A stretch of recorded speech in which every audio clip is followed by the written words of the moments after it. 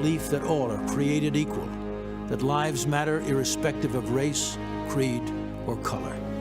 Committed to excelling beyond our dreams, limited only by our imaginations, where rugged individualism and American exceptionalism inspire the best in each of us. Liftoff. And when we see injustice to one, we act to fix it for all. This is our story. We journey together. We stand in the breach to preserve a way of life that, while imperfect, has brought prosperity, honor, and dignity to generations past and will for generations to come. 4 years ago, we faced an historic crossroad. Career politicians promising change every election, but delivering emptiness. We chose a different path.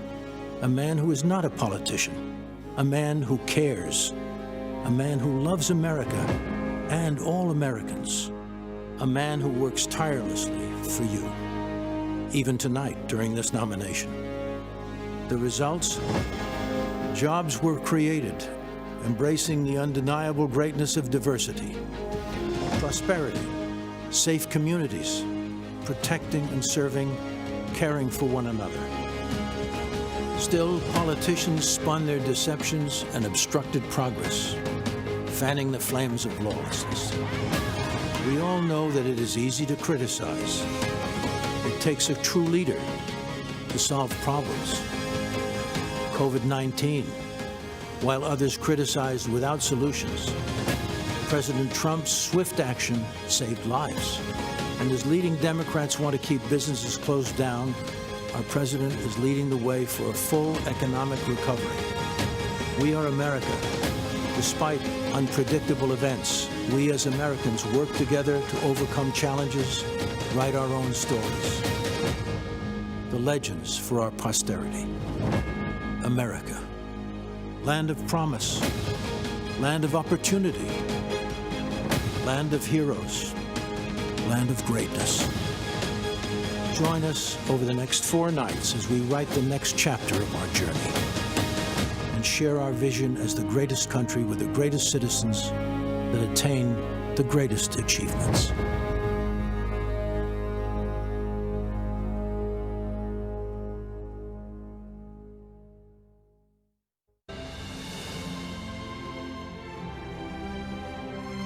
From Washington, D.C., welcome to the 2020 Republican National Convention. Tonight, celebrating America as the land of promise.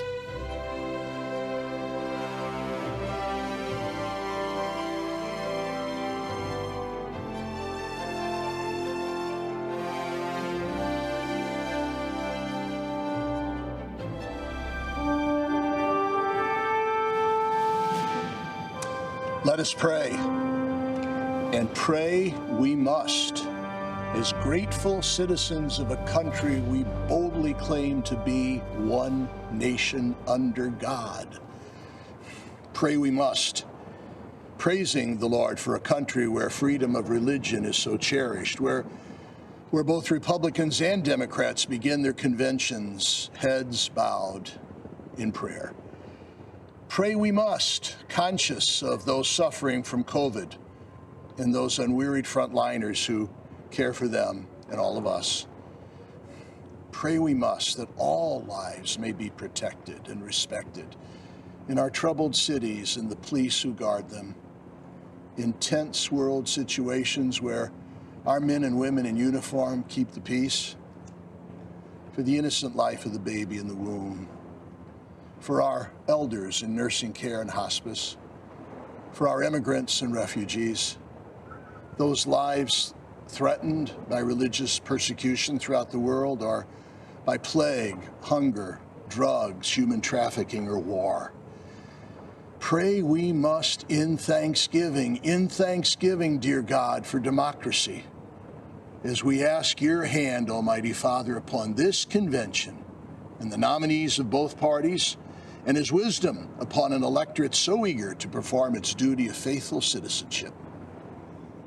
Pray we do, for we dare claim, in God we trust. Amen.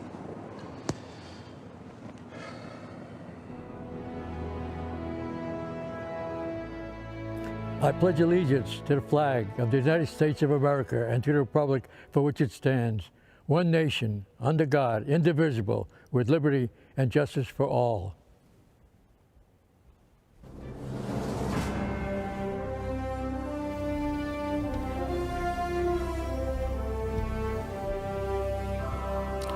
Good evening. It is an honor to be with you tonight. My name is Charlie Kirk. I run the largest pro-American student organization in the country, Turning Point USA, fighting for the future of our republic.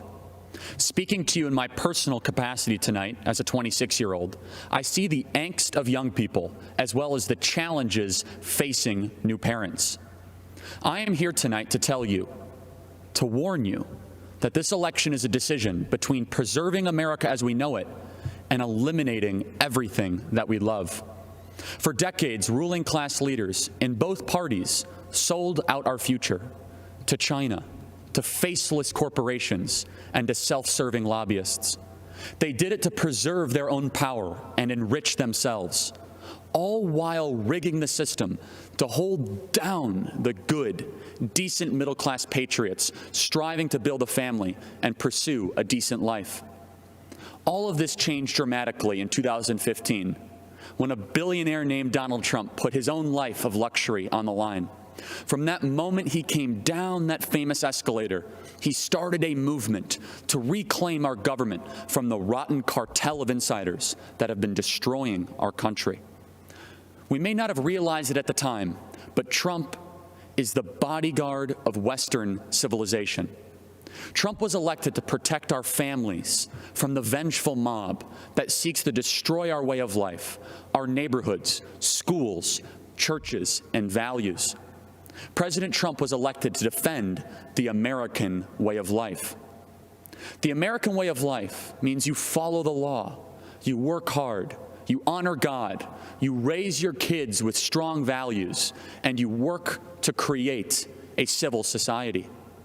The American way of life means you speak your mind without retribution, without being kicked off social media by a self-righteous censor in Silicon Valley. It means you can freely practice your religion, and that church is more essential than a casino. And it means that we judge people on their actions, not on their immutable characteristics. The American way of life is being dismantled by a group of bitter, deceitful, vengeful activists who have never built anything in their lives. They have us locking up pastors while releasing violent criminals from prison. We are kicking doctors off of social media, yet promoting Chinese state-funded propaganda on major tech platforms. This election is the most critical since 1860, when a man named Lincoln was elected to preserve the Union from disintegration. This election is not just the most important of our lifetime, it is the most important since the preservation of the Republic in 1865. By re-electing Trump, we will ensure that our kids are raised to love our country and respect its founding fathers, not taught to hate or be ashamed of them. We will build monuments to heroes, not burn down our cities. We will be a country that rises to higher heights, that dreams big, thinks big, and achieves the impossible. A country that values our remarkable journey, the complexities of our past, but clearly communicates to the next generation that we have to be grateful, not angry, that we live in the United States. We will be a country that makes it easier to have many children, live quiet and peaceable lives, and worship your God without a tyrant getting in the way. We will be a country that has its best 100 years ahead. We will build a future where America remains the greatest country ever to exist in the history of the world. All of that is within our grasp if we secure 4 more years for the defender of Western civilization, our champion, my friend, the 45th President of the United States, President Donald J. Trump.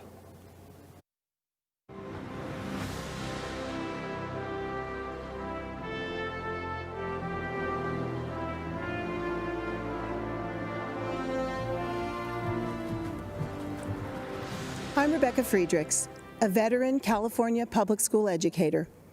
I'm here to give voice to America's great teachers because our voices have been silenced for decades by unions who claim to represent us. They do not. When other dedicated teachers and I served within the unions, we spoke up in defense of children, parents, scientific fact, and American values. For our trouble, we were brutalized, booed off the platform, barred from committees, shouted down, and even spit upon by union leaders. This is how unions treat devoted teachers. But what's even worse is how their agenda of control deceives Americans and our children. They've intentionally rewritten American history to perpetuate division, pervert the memories of our American founders, and disparage our Judeo-Christian virtues. Their lenient discipline policies morphed our schools into war zones, and they back defunding police and abolishing ICE. Unions collect billions annually from unsuspecting teachers and push this radical agenda into our classrooms against our will. Why? The only way to keep a free republic is with a well-educated, moral citizenry that can self-govern. Unions are subverting our republic, so they undermine educational excellence, morality, law, and order. That's why they spend hundreds of millions annually to defeat charter schools and school choice, trapping so many precious low-income children in dangerous, corrupt, and low-performing schools. To fight back on behalf of children and America, brave teachers brought a lawsuit against unions. And do you know who intervened against us? The Obama-Biden administration and California Attorney General Kamala Harris. They argued against us at the U.S. Supreme Court. Their comrades labeled us spawns of Satan and slandered us in mainstream media. No matter their abuse, we'll keep fighting for the country and children we love, just like President Trump. He's breaking the union's grip on our schools. That's why unions have tried to destroy him since the day he was elected. But President Trump isn't afraid to fight for what's right. He won't back down. His courage gives great teachers renewed hope.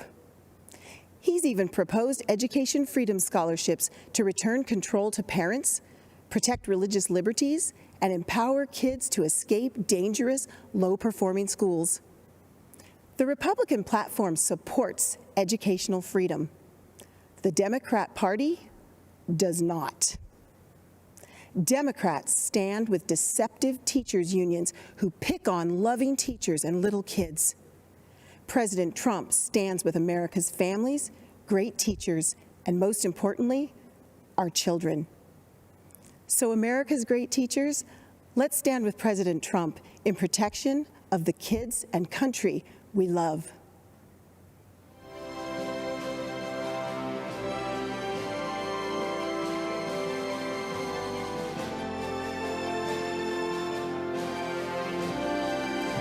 I am so grateful to speak with you today.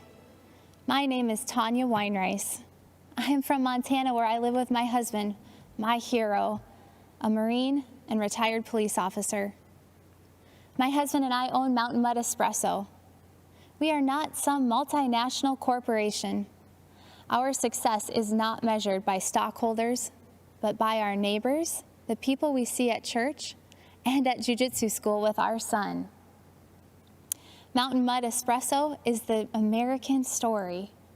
A story not just for entrepreneurs, but for millions of hardworking men and women who are building their American dream every day.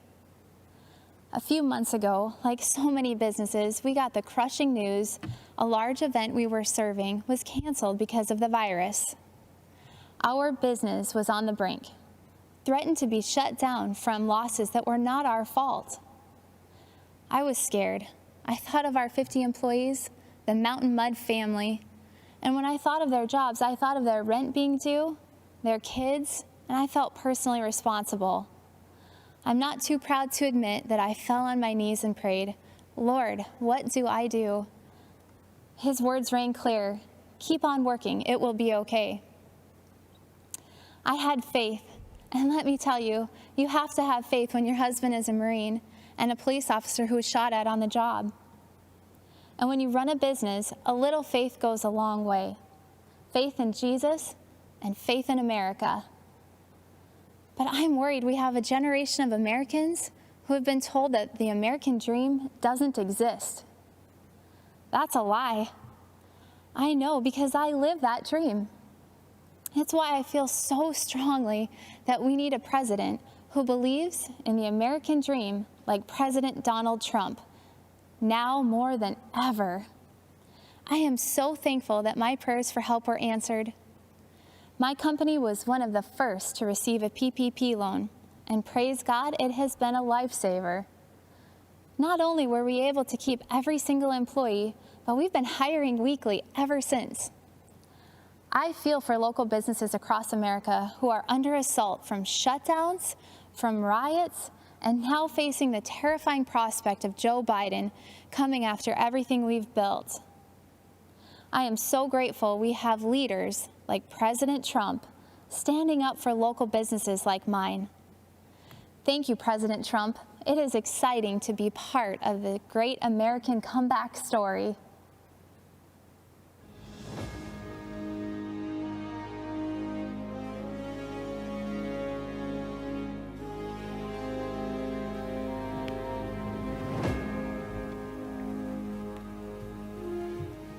I'm Congressman Matt Gaetz.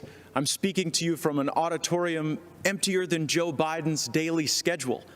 But we are a nation of full hearts and clear minds. We see the choice clearly: strength or weakness, energy or confusion, success or failure. President Trump is the first president since Reagan not to start a new war. Biden has foolishly cheerled decades of war without winning, without end. President Trump knows we are strongest when we fight hardest, not in distant deserts, but for our fellow Americans. We must fight to save America now, or we may lose her forever. Joe Biden might not even notice. Settle for Biden. That's the hashtag promoted by AOC and the socialists. The Woketopians will settle for Biden because they will make him an extra in a movie written, produced, and directed by others. It's a horror film, really. They'll disarm you, empty the prisons, lock you in your home, and invite MS-13 to live next door. And the police aren't coming when you call. In Democrat-run cities, they're already being defunded, disbanded. Blaming our best and allowing society's worst, that's the story they write in Hollywood. That's if the lights even stay on in California anymore. A state that cannot keep power running for its own people should not send its junior senator to be vice president. They used to write only in fiction, but nightmares are becoming real. Cops killed, children shot. At the Democrat convention, they say, if you vote against Trump, it will all stop. Appeasement is never a winning strategy. No, we won't settle for violence in our neighborhoods or at our border. We won't settle for decades of bad decisions by basement-dwelling Joe Biden. We settle a continent. We know that the frontier, the horizon, even the stars belong to us. Donald Trump, like all builders, is a visionary. That which is built in the mind is even more powerful than the brick and mortar that holds it together. First comes the mind, then the making. First comes the vision, then the work. Washington, Lincoln, and Jefferson are immortal precisely because of the pull they have on our imagination. You cannot cancel a culture that loves its heroes. The dangerous left need America to be weaker to accomplish their goal of replacing her. We know that to make America great again, we must first make something of ourselves. That is the meaning of true strength. My great-grandfather was a railroad man. As a Florida man, I watch our rockets routinely send the brightest beyond the heavens with our flag and our hope. America is the greatest country that has ever existed.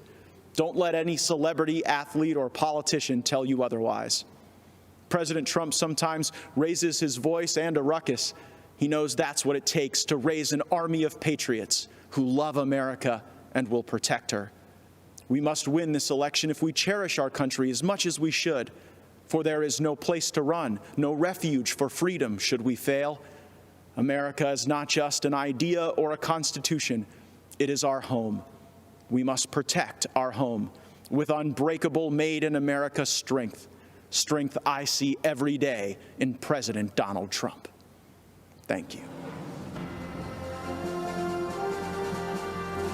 My name is Kim Klacik, and I'm running for Congress in Maryland's 7th District. And like Shirley Chisholm, I'm unbought and unbossed. Let me remind you, the Democrats have controlled this part of Baltimore City for over 50 years, and they have run this beautiful place right into the ground. Abandoned buildings, liquor stores on every corner, drug addicts, guns on the street, that's now the norm in many neighborhoods. You'd think Maryland taxpayers would be getting a whole lot since our taxes are out of control. Instead, we're paying for decades of incompetence and corruption. Sadly, the same cycle of decay exists in many of America's Democrat-run cities. And yet the Democrats still assume that Black people will vote for them, no matter how much they let us down and take us for granted. We're sick of it. We're not going to take it anymore.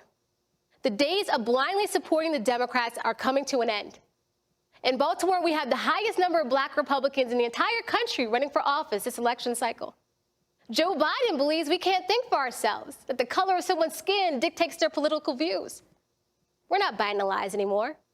You and your party have neglected us for far too long. We want safety in our neighborhoods. We want to make the most of the federal opportunity zone I'm standing in right now in West Baltimore. We want higher paying jobs and more business opportunities. We want lower taxes. We want school choice. We want a chance to get ahead, not just get by. That's what President Trump promised, and that's what President Trump delivered. I want Baltimore to be an example to Republicans around the country that we can compete in our inner cities if we reach out to the citizens and deliver real results. President Trump is bringing this country back roaring. He's bringing the American spirit to life for all Americans.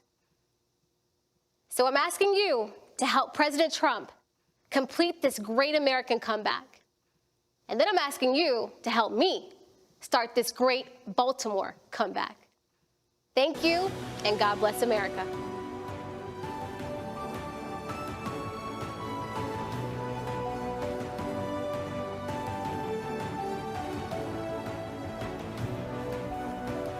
Good evening. I'm Ronna McDaniel, chairwoman of the Republican National Committee, and on behalf of everyone in our party and President Trump, thank you for tuning in as we kick off this historic convention. As we speak to you tonight, we send our thoughts and prayers to those facing terrible fires in California, recovering from storms in Iowa, and preparing for hurricanes in Louisiana and the Gulf Coast. Democrats started their convention last week with Eva Longoria, a famous Hollywood actress who played a housewife on TV. Well, I'm actually a real housewife and a mom from Michigan with 2 wonderful kids in public school who happens to be the only the second woman in 164 years to run the Republican Party. And unlike Joe Biden, President Trump didn't choose me because I'm a woman. He chose me because I was the best person for the job. 4 years ago, President Trump started a movement unlike any other. And over the next 4 days, we will hear from a few of the millions of hardworking, everyday Americans who have benefited from his leadership. If you watched the DNC last week, you probably noticed that Democrats spent a lot of time talking about how much they despise our president. But we heard very little about their actual policies. Policies that would have been unthinkable a decade ago. Policies like banning fossil fuels, eliminating private health insurance, taxpayer-funded health care for people who come here illegally, and defunding the police. Their argument for Joe Biden boiled down to the fact that they think he's a nice guy. Well, let me tell you, raising taxes on 82% of Americans is not nice. Eliminating 10 million good-paying oil and gas jobs is not nice.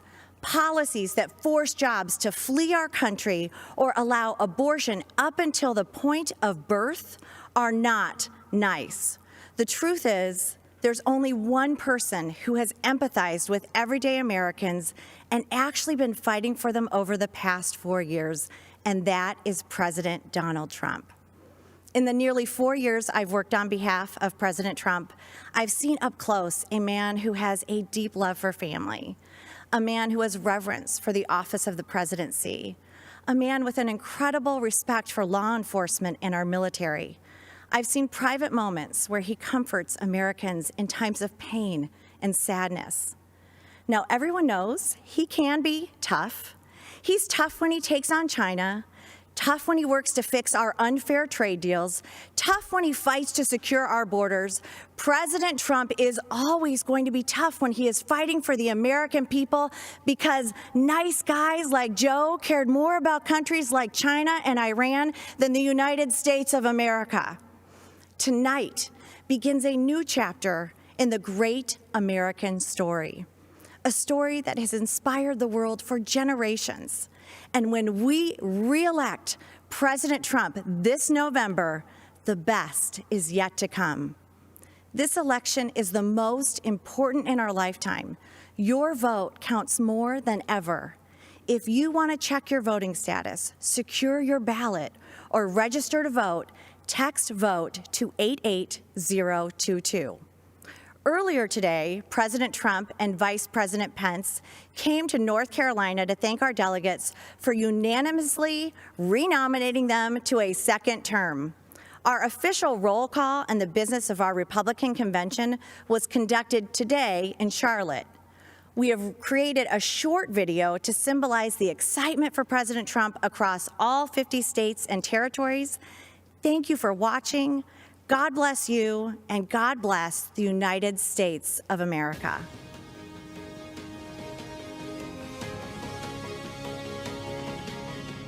The great state of Alabama, Alaska, American Samoa, Arizona, Arkansas, California, Colorado, Connecticut, Delaware, District of Columbia, Florida, Georgia, Guam, Hawaii, Idaho, Illinois, Indiana, Iowa, Kansas, Kentucky, Louisiana, Maine, Maryland, Massachusetts, Michigan, Minnesota, Mississippi, Missouri, Montana, Nebraska, Nevada, New Hampshire, New Jersey, New Mexico, New York, North Carolina, North Dakota, the Northern Mariana Islands, Ohio, Oklahoma, Oregon, Pennsylvania, Puerto Rico, Rhode Island, South Carolina, South Dakota, Tennessee, United States Virgin Islands, Utah, Vermont, Virginia, Washington, West Virginia, Wisconsin, Wyoming. Are excited to nominate Donald J. Trump, and Vice President Mike Pence for 4 more years. Thank you for all you've done to make America great again. It is our privilege to nominate you for 4 more years. and we know the best is yet to come.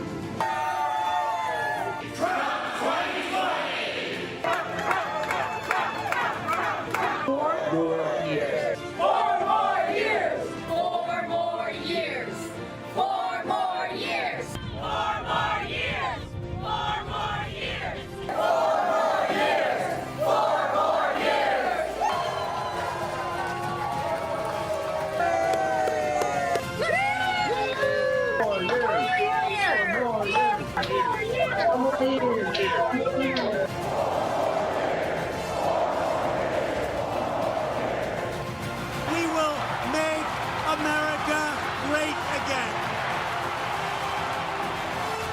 And ladies and gentlemen of this country, the best is yet to come.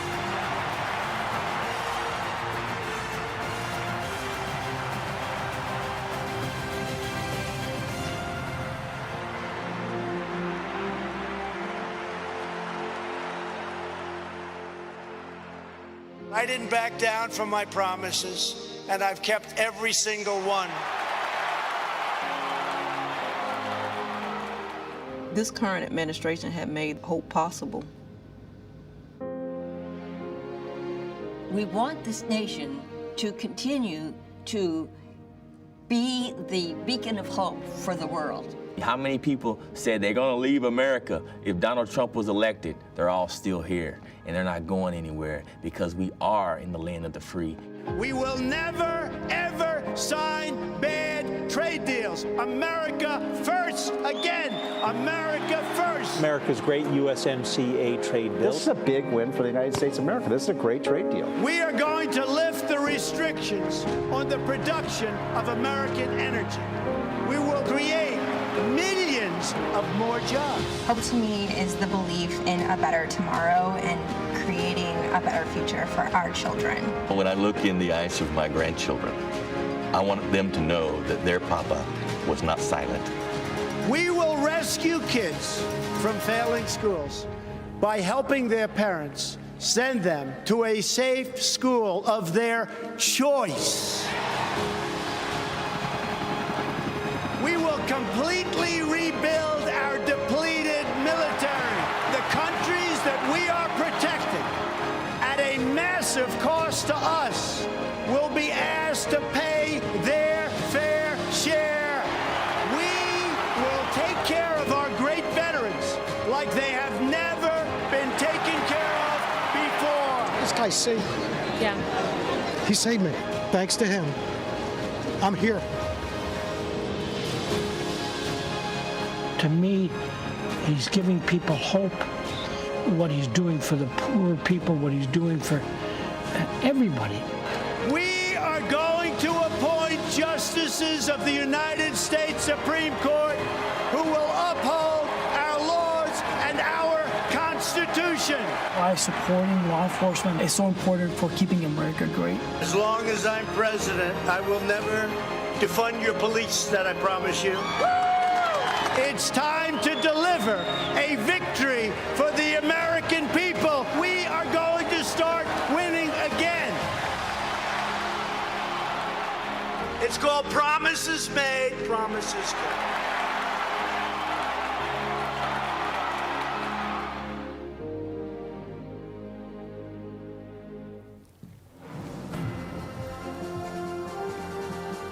My name is Amy Ford. I've been a registered nurse for 17 years. I'm from the small town of Williamson, West Virginia, where I've lived my entire life, the daughter of a nurse and a coal miner. Even though I was the youngest of 4 children, I was always somewhat of a caretaker. It came natural for me. So it felt right to follow in my mother's footsteps and become a nurse. And this March, when COVID-19 sent our country into crisis, I knew I had to help any way that I could. I deployed to New York in April and then to San Antonio, Texas, working as a COVID relief nurse in both states. As I contended with the challenges of treating our patients who had their worlds turned upside down, I noticed a positive change in our healthcare system. President Trump recognized the threat this virus presented for all Americans early on and made rapid policy changes.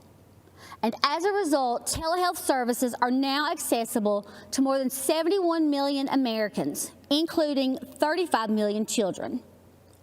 Prior to COVID, telehealth was not covered or reimbursed under Medicare, Medicaid, or CHIP. This left our most vulnerable populations with no other choice but to have an in-person office visit with their physicians, increasing their risk of exposure to COVID-19 exponentially. The expansion of telehealth services has also resulted in the integration of video visits between patients and their families, allowing loved ones to have contact and visualization, as well as a better understanding of care. Telehealth has been essential during this pandemic. I don't want the media taking my personal story and twisting it, so let me be clear.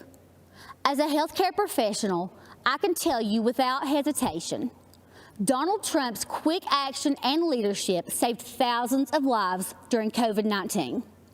And the benefits of that response extend far beyond coronavirus. Telehealth will continue to aid many that are just unable to find transportation or a way to the doctor for regular checkups. This is especially true in rural America. I live in a town of about 2,000 people. We do not have buses, trains, trolleys, or Ubers available to us. In addition, the unavailability of services can also hinder treatment for many. So increased access to telehealth for millions of Americans has truly been life-saving, and we have President Trump to thank. From the very beginning, Democrats, the media, and the World Health Organization got coronavirus wrong. The World Health Organization said authorities have found no clear evidence of human-to-human transmission. Overall, most people should not be terribly concerned about it. Everything's fine here. We do want to say to people, come to Chinatown. Here we are. Come join us. We don't even think it's going to be as bad as it was in other countries. Go about your lives, go about your business. One leader took decisive action to save lives. President Donald Trump. Banning travel from China and coronavirus epicenters. Biden charged xenophobia. But President Trump was right, signing the CARES Act, providing immediate relief to American families, workers, and businesses, declaring a national emergency, tapping into $42 billion in existing emergency funding, quickly getting crucial personal protective equipment to the states, signing the Families First Coronavirus Response Act, ensuring that American families and businesses impacted by the virus receive the strong support they need, launching Operation Warp Speed to fast-track a vaccine in record time.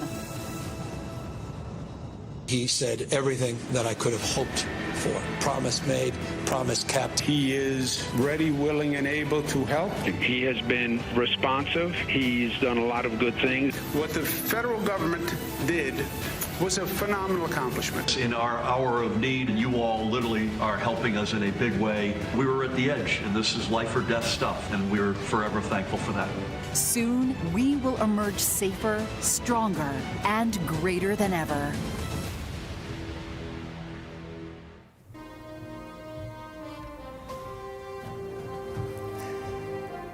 I am Dr. G.E. Ghali, an oral and maxillofacial surgeon and chancellor of a large academic medical and research center in Louisiana.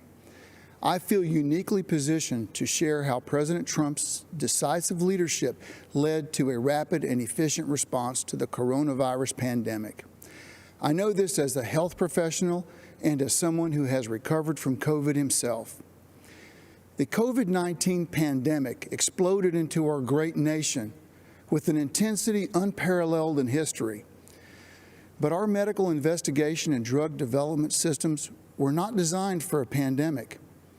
The devastating effects of the coronavirus demanded immediate changes at the regulatory level. A prompt response led by President Trump cleared away the red tape that usually makes drug approvals a long and drawn-out process. By harnessing the resources of the federal government and the private sector, President Trump's Operation Warp Speed is accelerating the testing, supply, development, and distribution of therapeutics, diagnostics, and very shortly, effective vaccines to counter COVID-19.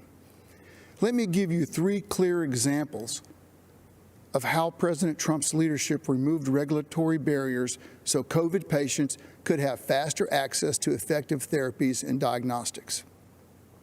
First, on February 26, 2 phase 3 clinical trials studying remdesivir were initiated.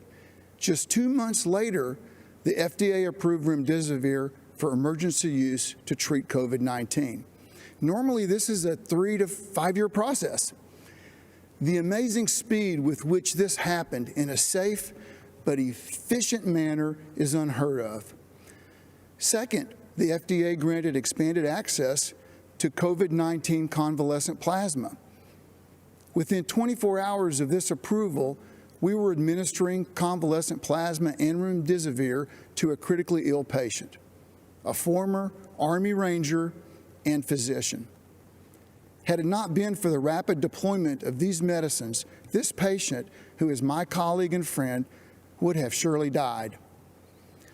And third, at the end of July, I developed a fever and cough. I reached out to our testing team and received one of the Abbott rapid tests, yet another tool quickly approved by this administration. Within 15 minutes, my test came back positive, and within 4 hours, I was receiving my remdesivir doses, followed by an infusion of convalescent plasma. As a physician, I've seen firsthand how these breakthroughs have saved countless lives. As a patient, I've benefited from the expedited therapies made possible by the swift action of this administration. President Trump truly moved mountains to save lives, and he deserves credit. Thank you, President Trump, for providing timely access to critical diagnostics and therapeutics during this pandemic. Thank you, Mr. President, for your strong leadership in these challenging times.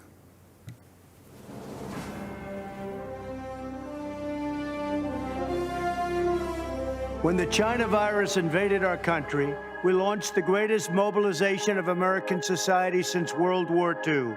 Patriots of every race, color, and creed rallied together to defeat the invisible enemy and save the lives of their fellow citizens. Today, our hearts overflow with appreciation for the incredible frontline workers who risk their own health and safety to keep America strong and safe. When crisis came, millions of everyday Americans rose to the challenge. In their actions, we see true greatness of the American character. We always find a way to victory. History will remember and celebrate the heroes of 2020 for as long as our great American flag waves over the land that we love. To every frontline worker, I offer the salute of a nation that is forever in your debt. Thank you, God bless you, and God bless America.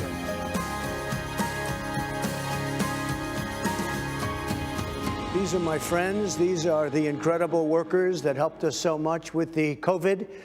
We can call it many different things, from China virus. I don't want to go through all the names because some people may get insulted, but that's the way it is. These are great, great people, doctors, nurses, firemen, policemen. We want to thank you all. You have been incredible, and we want to thank you and all of the millions of people that you represent. Thank you all very much. Great job. Thank you. Thank you all very much. So tell me a little about your stories. How about we'll start with you? I'm a postal worker. Delivered to the senior community during COVID-19. Good. And we're taking good care of our postal workers. Absolutely. That I can tell you. Believe me, we're not getting rid of our postal workers, you know. They'd like to sort of put that out there. If anyone does, it's the Democrats, not the Republicans. I want to thank you very much and thank everybody in that whole beautiful post office system. We appreciate it. Thank you. How about you? I'm a trucker. Good. I own a small business in Ohio. Great. Hauling steel mostly. You know, some of our customers actually made hospital beds with some of the material. That's fantastic. Well, congratulations. I love the truckers. You know, they're on my side. Thank you. I think all of them, frankly. I think pretty much all of them. How about you? I'm a custodian at the post office as well. What do you do exactly? Clean up everybody's mess and everybody's germs and all that. Can I tell you, that world, that profession will never be out of business. You know that, right? Sure. Thank you very much for being here. Thank you. And how about you? I'm a registered nurse, President Trump. I work at a New Jersey hospital. It's called Virtual Willingboro Hospital. Right. I also represent an organization of professional nurses. It's called the National Association of Catholic Nurses. Very good. But I want to tell you, sir, as a nursing supervisor, I am so in awe of your leadership. Honestly, I know many people have said often interesting things, but it takes a true leader to be able to ignore all that stuff and do what is right and not be offended by all the words being said.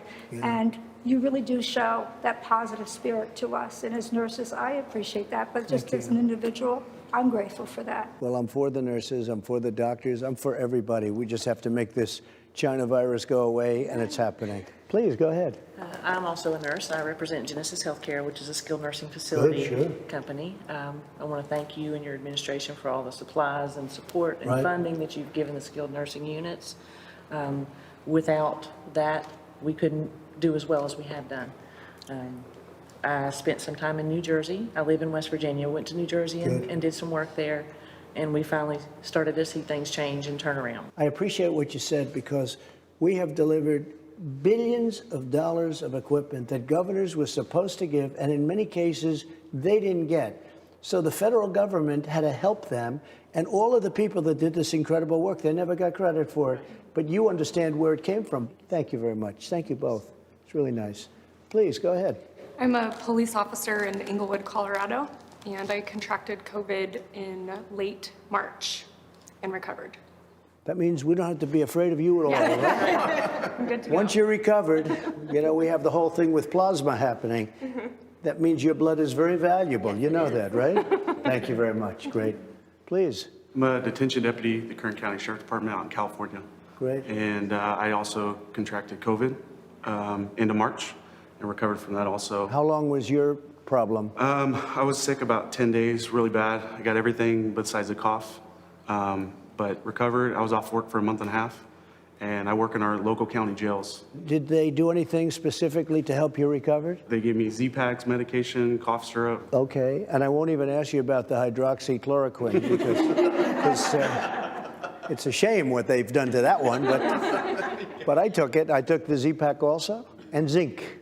I want to thank you all very much. It's an honor to have you in the White House. You're fantastic people, and the people you represent an incredible group of people, and we love you all.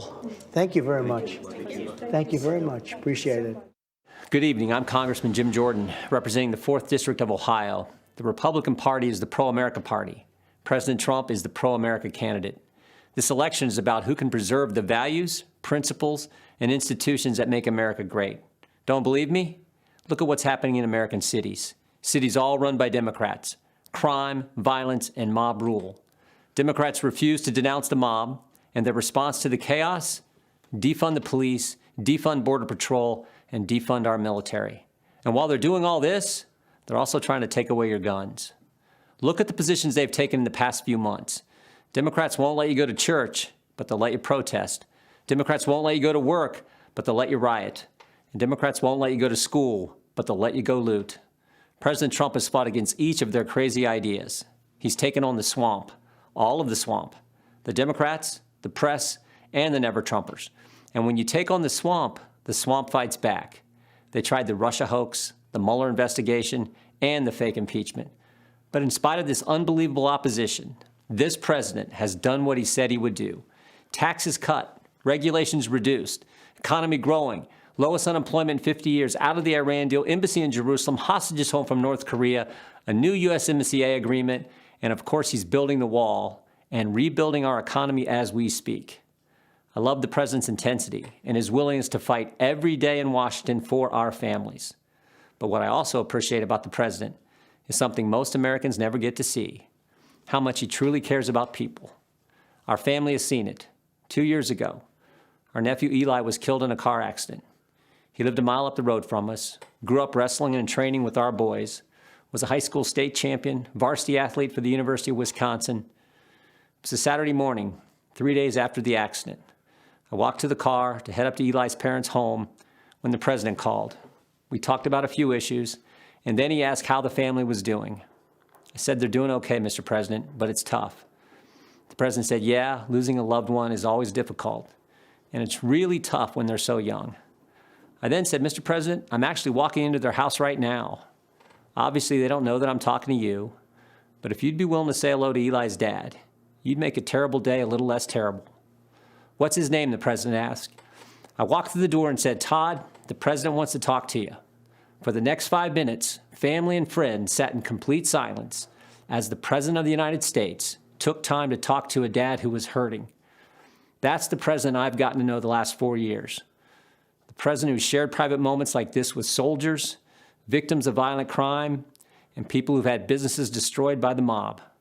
That's the individual who's made America great again, and who knows America's best days are still in front of us. And that's why I'm busting my tail to help him get reelected. I'm asking you to do the same. Thank you, and God bless our country. I'm not an actor, a singer, or a politician. I'm Herschel Walker. Most of you know me as a football player, but I'm also a father, a man of faith, and a very good judge of character. I've known Donald Trump for 37 years, and I don't mean just casual ran into him from time to time. I'm talking about a deep personal friendship. I watched him as an owner of a professional football team. Right after he bought the team, he set out to learn. He learned about the history of the team, the players, the coaches, every detail. Then he used what he learned to make the team better. I watched him in the boardroom. He can be in the middle of a big meeting, but if one of the kids was on the phone, he dropped everything to take the call. He taught me that the family should be your top priority. I watched him treat janitors, security guards, and waiters the same way he would treat a VIP. He made them feel special because he knew they were. He understands that they are the people who make this country run. They clean, they cook, they build, they drive, they deliver. He told me, Herschel, make an effort to get to know people. Remember their names. That stuck with me. One time, I planned to take his kids to Disney World with my family. At the last minute, Donald said he'd like to join us. So there he was, in a business suit, on It's a Small World ride. That was something to see. It just shows you what a caring, loving father he is. It hurt my soul to hear the terrible names that people call Donald. The worst one is racist. I take it as a personal insult that people would think I've had a 37-year friendship with a racist. People who think that don't know what they're talking about. Growing up in the Deep South, I've seen racism up close. I know what it is, and it isn't Donald Trump. Just because someone loves and respects the flag, our national anthem, and our country, doesn't mean they don't care about social justice. I care about all those things. So does Donald Trump. He shows how much he cares about social justice in the black community through his actions. And his action speaks louder than stickers or slogans on a jersey. He keeps right on fighting to improve the lives of black Americans and all Americans. He works night and day. He never stops. He leaves nothing on the field. Some people don't like his style, the way he knocks down obstacles that get in the way of his goals. People on the opposing team didn't like when I ran over them either, but that's how you get the job done. I pray every night that God gives him more time. Give him 4 more years. He has accomplished so much almost all by himself on a constant attack. But there's still more work to be done. If you love America and want to make it better, Donald Trump is your president. He's my president, and I'm blessed to call him friend. Good evening. I'm Natalie Harp, a formerly forgotten American from California. In the classic Jimmy Stewart film, It's a Wonderful Life, George Bailey is given a great gift, the chance to see what the world would be like without him.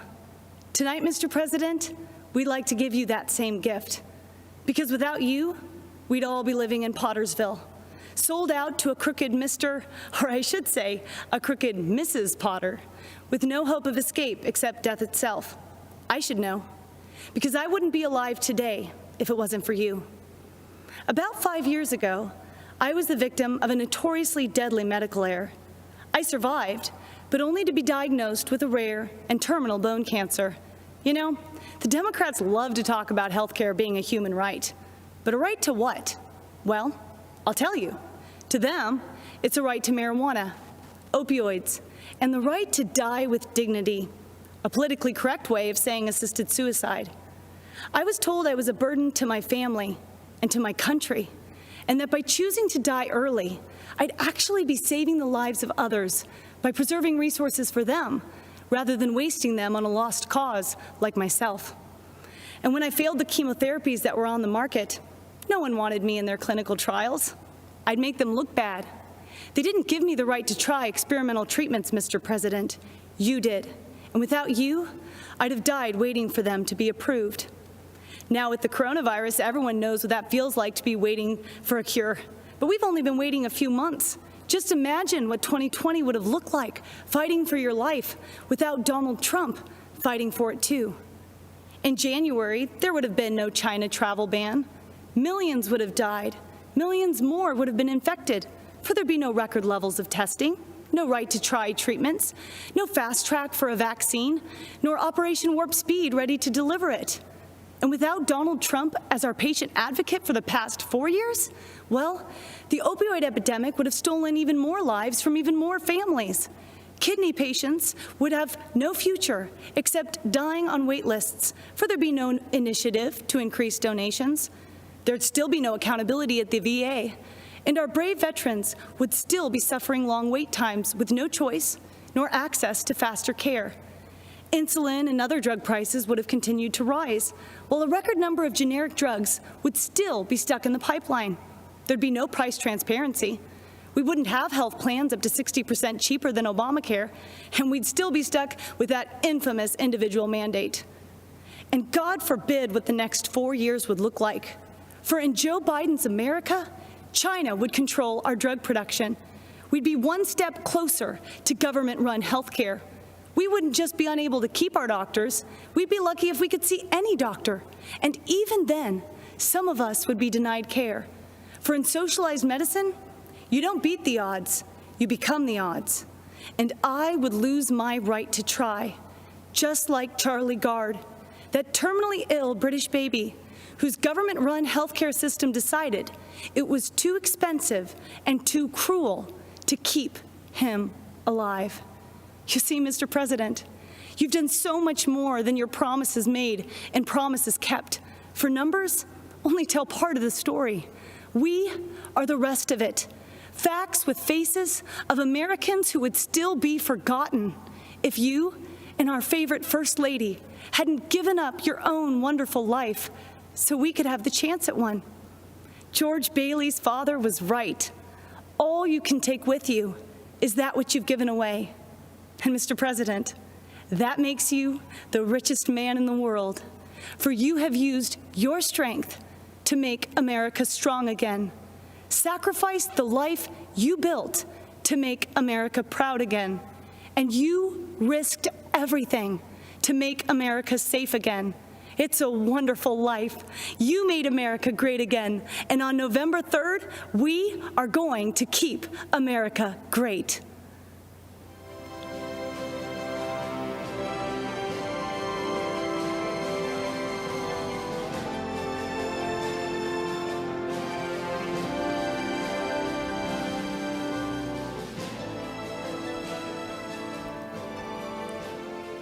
Hello, America. My name is Vernon Jones, and I'm a state representative from the great state of Georgia. As you can see, I'm a man of color, and I'm a lifelong Democrat, too. You may be wondering, why is a lifelong Democrat speaking at the Republican National Convention? And that's a fair question, and here's your answer. The Democratic Party does not want black people to leave their mental plantation. We've been forced to be there for decades and generations. But I have news for Joe Biden. We are free. We are free people with free minds. And I'm part of a large and growing segment of the black community who are independent thinkers, and we believe that Donald Trump is the president that America needs to lead us forward. This is no time for sleeping in the basement. Joe Biden has had 47 years to produce results, but he's been all talk and no action, just like so many of the Democrats who've been making promises to the black voters for decades. We've been their captive audience. When President Trump sought to earn the black vote, the Democratic Party leaders went crazy. Nancy Pelosi and Chuck Schumer literally started wearing kente cloths around the U.S. Capitol, as if pandering were enough to keep us satisfied. Let me tell you why I'm supporting our president. I grew up in the South, in Laurel Hill, North Carolina, Scotland County, the Green Pond community to be exact. My parents, Robin and Rufus Jones, built with their own hands a 4-room cinder-block home with no indoor plumbing. They had very limited education, but they instilled in us a strong work ethic that drove me from those tobacco fields of North Carolina to those hallowed halls of the Georgia General Assembly. My parents taught me if I believed in God, worked hard, and treated every person fairly, there was no limit to what we could achieve. I attended North Carolina Central University, an historical black college. For generations, HBCUs have been the incubators that develop black scholars in math and science and religion, engineering, and politics. They have been important springboards for the black success. But Democrats haven't treated them that way. When President Trump took office, he changed everything. He delivered historic funding to HBCUs, and he guaranteed it for 10 years, something that has never happened in the history of this country. That gave our HBCUs stability, the chance to grow, and produce the next generation of black leaders. That's right, Donald Trump did that. He's also supported school choice to ensure that no child, no matter their race or zip code, is left behind. Every child should have access to a quality education. But education is just the beginning. The president also built the most inclusive economy ever, with record low unemployment for African Americans and record high participation in the workforce. He put opportunity zones in the Trump tax bill that would drive investment into our communities for decades to come. He put the interests of American workers, and especially black workers, first. That's right, Donald Trump did that. He delivered historic criminal justice reform. He ended once and for all the policy of incarceration of black people, which has decimated our communities, caused by no other than Joe Biden. Democrats wouldn't do it, Obama didn't want to do it, and Joe Biden and Kamala Harris definitely wouldn't do it. But Donald Trump did it. He's also working every day to make our communities safer. As a former executive of DeKalb County, Georgia, I directed one of the largest public safety departments in the Southeast. I've seen tragic shootings on both sides, officers killing citizens and citizens killing officers in the line of duty. Police officers are our fellow citizens. They live in our country. They have families too. They live in our communities. Unfortunately, Democrats have turned their backs on our brave police officers. They call it defunding, and it's a danger to our cities, our neighborhoods, and our children. Isn't it ironic that Democrat politicians have personal security to protect them? So why don't they forego their security and replace them with social workers, especially since that's what they want for you and me?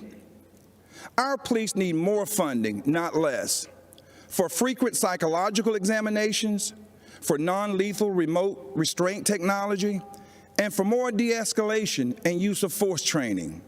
These are the common sense solutions that President Trump supports: true, sincere police reform. That's right, Donald Trump did that too. Education, jobs, safety, security, on issue after issue. And in just a single term, he destroyed these negative forces that have victimized the black community for decades. He gave us the opportunity to rise. Now, you know, when I made the public announcement of my support for President Trump, all hell broke loose. I was threatened, called an embarrassment, and asked to resign by my own party.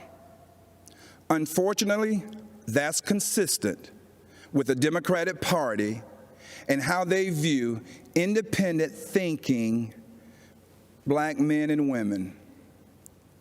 But I'm here to tell you that black voices are becoming more woke and louder than ever.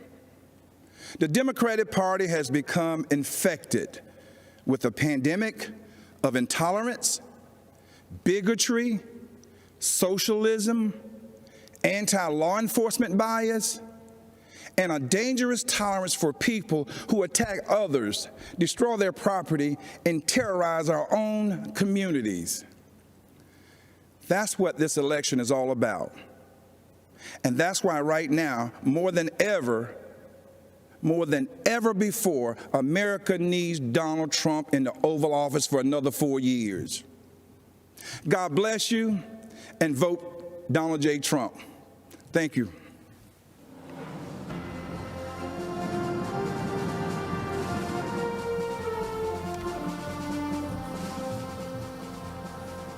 In 2018, a gunman walked into Marjorie Stoneman Douglas High School in Parkland, Florida, and changed my life forever. My name is Andrew Pollack. His name isn't worth saying. One of the seniors walking in the hallways that day was my beautiful daughter, Meadow. She was just months away from graduating and beginning a new life. We were so proud of the woman she had become. But in the hallway on that third floor, the gunman saw Meadow and shot her down the hallway, hitting her 4 times. After she was shot and on the floor, she crawled over to another student, a freshman girl, to protect her. She draped her body over her, and then the scumbag gunman shot my daughter at point-blank range 5 more times, killing Meadow and the girl she was shielding. She had a whole life ahead of her, and in that life, she could have done anything and been anything. So many moments that I waited so long for were taken from me. I didn't get to drop her off at college. I didn't get to walk her down the aisle.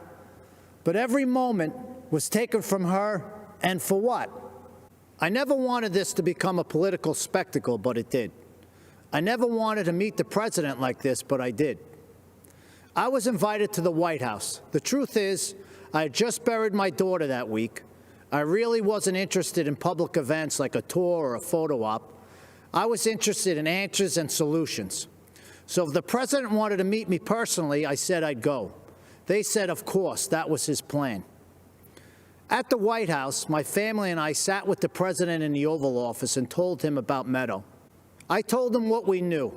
I told him that his administration needed to take a closer look at what went wrong and why. And I got to see who President Trump really is. He's a good man and a great listener, and he cuts through the BS. Then the president did what he said he would do. He took action.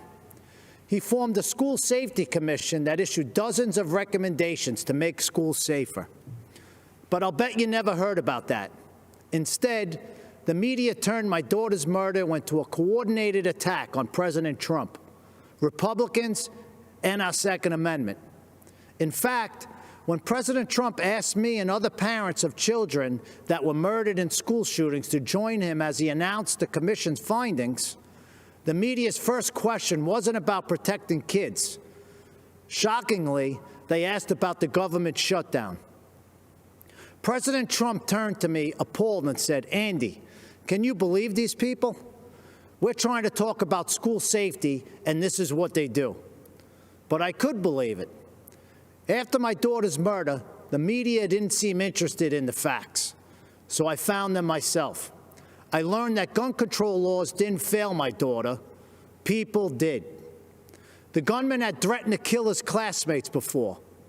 He had threatened to rape them. He had threatened to shoot up the school. Every red flag you could imagine. But the school didn't just miss these red flags.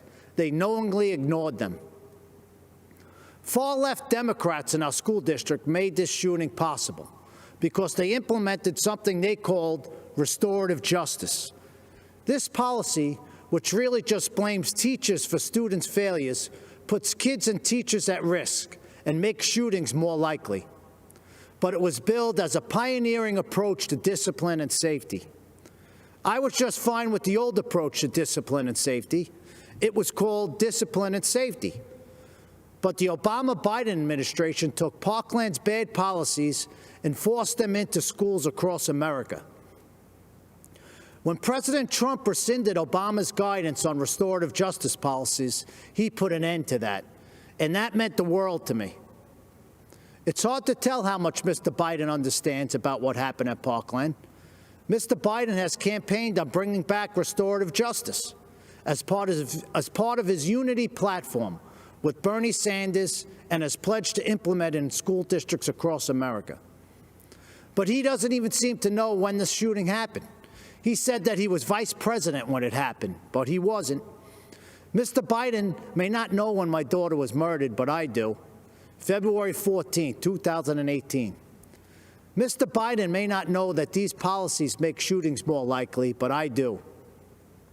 Mr. Biden may not know who was vice president that day, but I do. It wasn't Joe Biden. It was Mike Pence. Thank God. And I know who the president was, too. It wasn't Barack Obama. It was President Donald J. Trump, and he took action. I truly believe the safety of our kids depends on whether this man is reelected. I hope you'll join me in helping to make that happen. Mr. President, myself and millions of Americans appreciate you and love you. God bless America, and God bless our president, Donald J. Trump. Thank you. Curfew now in effect for the city of St. Louis. Protests in St. Louis turned violent.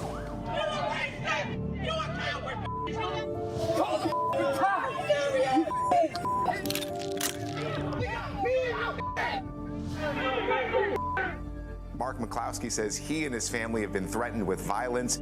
Under Missouri law, you have a right to defend your home and the lives of your family. A search warrant has been executed at the home of Mark and Patricia McCloskey. The husband and wife attorneys charged with pointing guns at protesters. They were simply trying to protect their home. Good evening, America. We are Mark and Patty McCloskey. We're speaking to you tonight from St. Louis, Missouri, where just weeks ago you may have seen us defending our home as a mob of protesters descended on our neighborhood. America is such a great country that not only do you have the right to own a gun and use it to defend yourself, but thousands of Americans will offer you free advice on how to use it. At least that's what we experienced. What you saw happen to us could just as easily happen to any of you who are watching from quiet neighborhoods around our country. And that's what we want to speak to you about tonight. That's exactly right. Whether it's the defunding of police, ending cash bail so criminals can be released back out on the streets the same day to riot again, or encouraging anarchy and chaos on our streets, it seems as if the Democrats no longer view the government's job as protecting honest citizens from criminals, but rather protecting criminals from honest citizens. Not a single person in the out-of-control mob you saw at our house was charged with a crime. But you know who was? We were. They've actually charged us with felonies for daring to defend our home. On top of that, consider this. The Marxist liberal activist leading the mob to our neighborhood stood outside our home with a bullhorn screaming, "You can't stop the revolution." Just weeks later, that same Marxist activist won the Democrat nomination to hold a seat in the U.S. House of Representatives. In the city of St. Louis, that's the same as winning the general election. That Marxist revolutionary is now going to be the Congresswoman from the 1st District of Missouri. These radicals are not content with marching in the streets. They want to walk the halls of Congress. They want to take over. They want power. This is Joe Biden's party. These are the people who will be in charge of your future and the future of your children. They're not satisfied with spreading the chaos and violence into our communities. They want to abolish the suburbs altogether by ending single-family home zoning. This forced rezoning would bring crime, lawlessness, and low-quality apartments into now thriving suburban neighborhoods. President Trump smartly ended this government overreach, but Joe Biden wants to bring it back. These are the policies that are coming to a neighborhood near you. So make no mistake, no matter where you live, your family will not be safe in the radical Democrats' America. At this moment in history, if you stand up for yourself and for the values our country was founded on, the mob, spurred on by their allies in the media, will try to destroy you. You've seen us on your TV screens and Twitter feeds. You know that we're not the kind of people who back down. Thankfully, neither is Donald Trump. President Trump will defend the God-given right of every American to protect their homes and their families.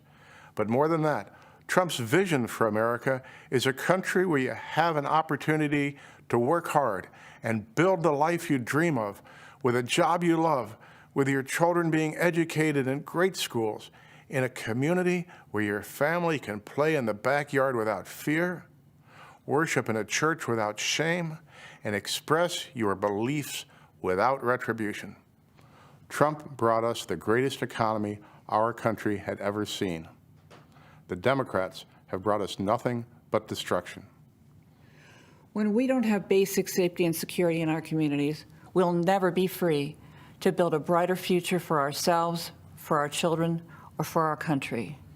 That's what's at stake in this election, and that's why we must re-elect Donald Trump. God bless you, God bless the President, and God bless these United States.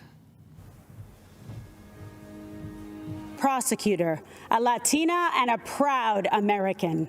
And yes, a proud supporter of President Donald J. Trump. Why? Because he is the president who delivers for America. He built the greatest economy the world has ever known for the strivers, the working class and middle class. As commander-in-chief, he always puts America first. President Trump is the law and order president. Now, presidential leadership is not guaranteed. It is a choice.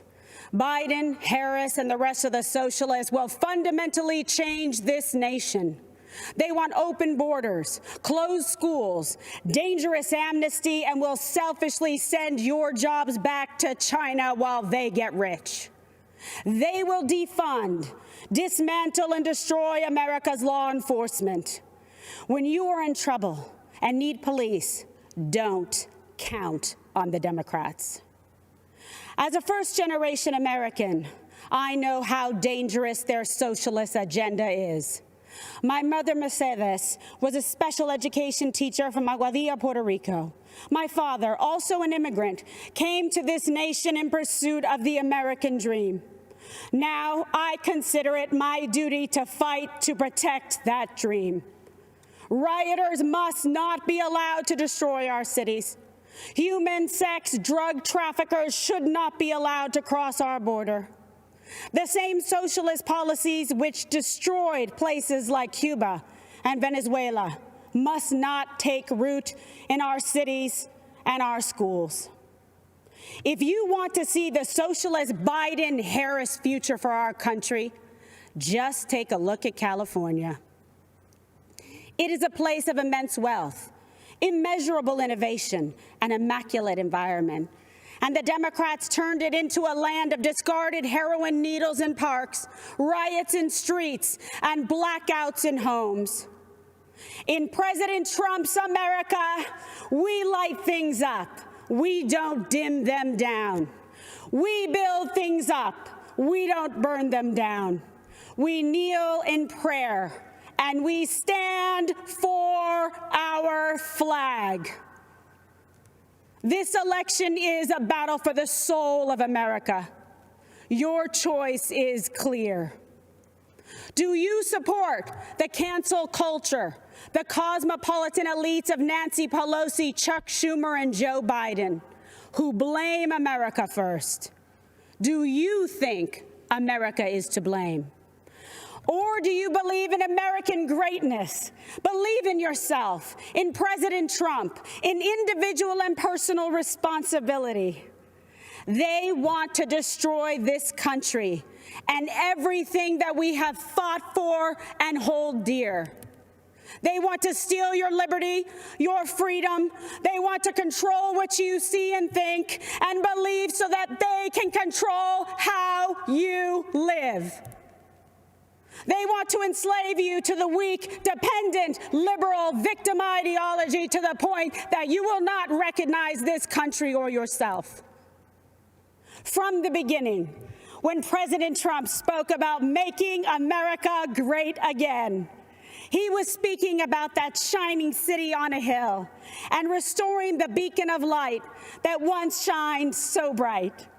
His promise was to put America first, and he has. When President Trump cut middle-class taxes, putting tens of thousands of dollars back in the pockets of working-class Americans, that beacon began to flicker once again. When President Trump commanded the defeat of ISIS, took out al-Baghdadi and Soleimani, and paved the way for peace in the Middle East, that beacon started to glow. When he negotiated historic trade deals with Canada, Mexico, Japan, and China, bringing back thousands of manufacturing jobs to America, that beacon shined bright once again for the world to see. America, it's all on the line. President Trump believes in you. He emancipates and lifts you up to live your American dream. You are capable. You are qualified, you are powerful, and you have the ability to choose your life and determine your destiny. Don't let the Democrats take you for granted. Don't let them step on you. Don't let them destroy your families, your lives, and your future.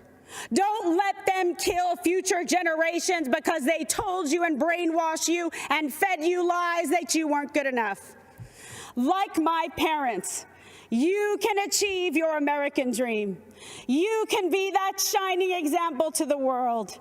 Manifest and be the change in this country that you dream, that you hope, that you believe in. Stand for an American president who is fearless, who believes in you, and who loves this country and will fight for her.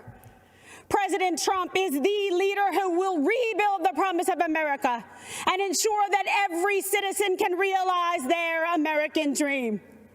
Ladies and gentlemen, leaders and fighters for freedom and liberty and the American dream, the best is yet to come.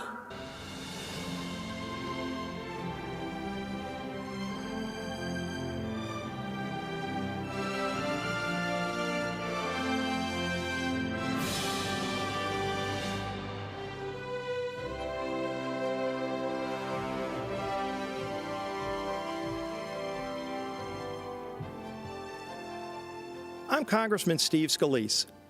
We're facing some tough challenges in America. This isn't the first time we've been here. I've worked closely with Donald Trump over the last few years, and if there's one constant theme to how he approaches problems, it's how much he cares about the hardworking people that Washington left behind. I've seen this firsthand. After I was shot on a baseball field by a leftist gunman, first responders rushed me to a hospital where I battled for my life. That same night, Donald Trump came to the hospital along with First Lady Melania Trump. They consoled my wife, Jennifer.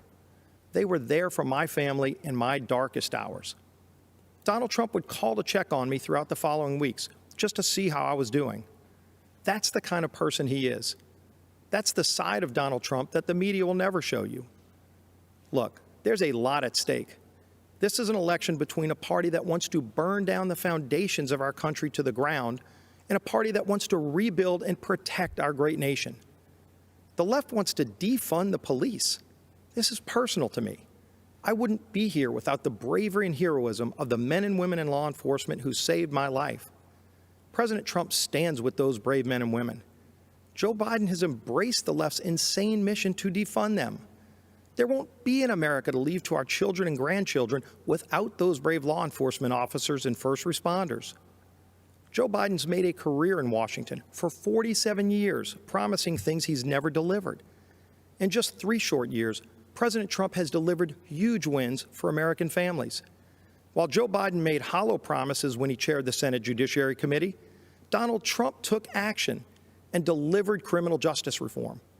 Joe Biden claims to care about the working man, but millions of good manufacturing jobs were shipped overseas during the Obama-Biden years to countries like China. Donald Trump brought those jobs back. I've seen how deeply President Trump cares about rebuilding our evaporating middle class. President Trump pledged to give the forgotten men and women of America a real shot at the American dream. And again, he delivered. The lowest unemployment rate in over 50 years, women creating small businesses at record pace, wages rising, the fastest, by the way, for lowest income levels. What can Joe Biden say to that? What has Joe Biden done in his 47 years in Washington that can compare to that? President Trump has delivered for the hardworking people of this great nation. It's going to take that kind of bold leadership to get us out of this COVID crisis. After President Trump saved lives by shutting down flights from China and Europe, he's now focusing the full weight of the government on a revolutionary plan to cure this virus by cutting red tape and empowering scientists to create a vaccine. This is visionary leadership in action at a time when we can't afford another 47 years of hollow promises. America's been through tough times before. Who better to lead us out of these times than the president who already built the strongest economy our country has ever seen? Donald Trump did it before. Donald Trump will deliver for us again. God bless you, and God bless these United States of America.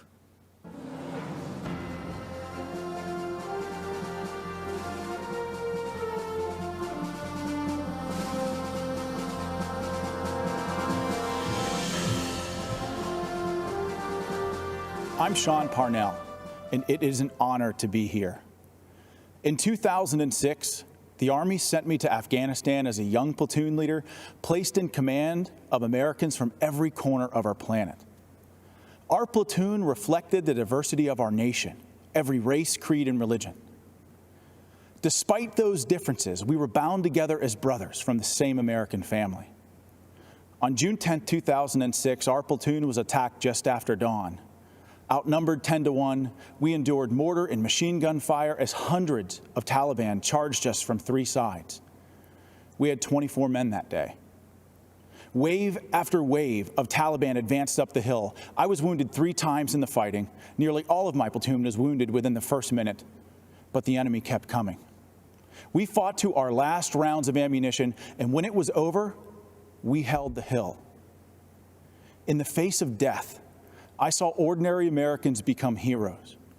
In our darkest hour, when our survival depended on each other, my men and I learned an important lesson. We all bleed red.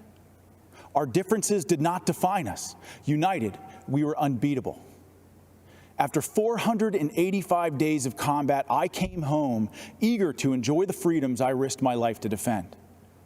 But I watched with alarm as the party of my grandfather, a lifelong Union Democrat, turned against the very people it professed to represent. I watched as Joe Biden spit venom at an auto worker who dared to question Joe's intent to dismantle the Second Amendment and take your guns. Where Democrats once stood for hard-working, law-abiding Americans who displayed our flag with pride, this new Democrat Party considers these people uneducated racists clinging to guns and Bibles. The party of Harry Truman became the party of hedge fund managers, Hollywood celebrities, tech moguls, and university professors, all bloated with contempt for middle America. I look across the aisle and I do not see a party that wants you to pursue your dreams. I see a Democrat Party that wants to dictate what those dreams are. I don't see a party that wants you to be free. I see a party that wants to chain you to conformity and will destroy anyone they deem a heretic. I swore an oath to defend my country and its Constitution. President Trump has sworn to do the same. That's why he's advanced freedom, despite savage political attacks, to overcome the agenda of the radical left. President Trump has unleashed the economic might of this nation like no other president in our history. He triggered the rising tide of working families, brought us energy independence, reclaimed jobs from overseas that, Democrats said would never return. He has fiercely defended the besieged First and Second Amendments. That is just a start. With 4 more years, imagine what we can achieve by simply working with our president. I believe in our president's vision for the future. I stand here tonight calling on all Americans to join us. It doesn't matter what you look like, who you love, how you worship your gender or your job. If you're a traditional Democrat who's become disillusioned with how radical your party has become, then stand with us. You are most welcome. America needs all her patriots to rush to her defense. My fellow Americans, I promise you this. In our tent, you are free. Free to speak the truth, choose your journey, define your life. You have the power to go as far as you aim, then aim higher and keep going, because that is what Americans do. We are idealists and dreamers, lovers of adventure. We're rugged and independent. We don't make excuses. We make the impossible a reality. Think about it. In a century, we went from ground-bound dreamers gazing to the stars to doers who created the means to reach them. This is not the time to stand on the sidelines. If you love our country as we do, as our president does, join the chorus of patriot voices that will preserve this exceptional union. Mr. President, lead the way. Millions in our American family believe in this path to destiny. Guide us to that horizon. Thank you, and may God bless the United States of America.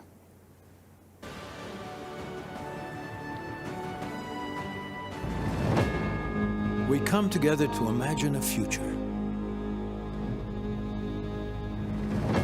determined by the shining light of our hopes and values and faith. A country where we are judged by our character with dignity and respect for all.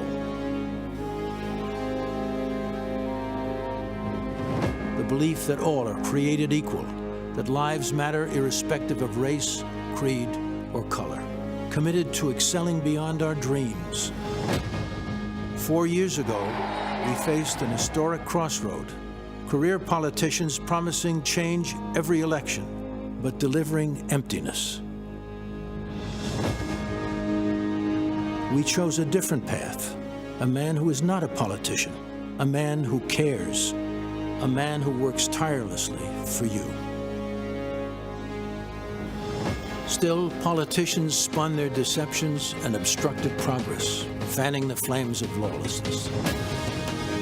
We all know that it is easy to criticize. It takes a true leader to solve problems. COVID-19, while others criticize without solutions. President Trump's swift action saved lives. And as leading Democrats want to keep businesses closed down, our president is leading the way for a full economic recovery. We are America. We as Americans work together to overcome challenges, write our own stories. America, land of promise, land of opportunity, land of heroes, land of greatness.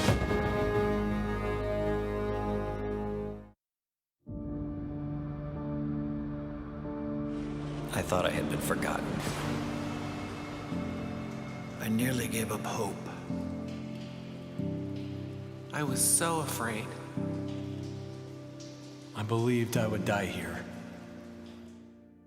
American hostages, forgotten and wasting away in far-off prisons, wrongfully detained by foreign governments. Americans were beaten, abused, starved, and left for dead. Until President Donald Trump stepped in.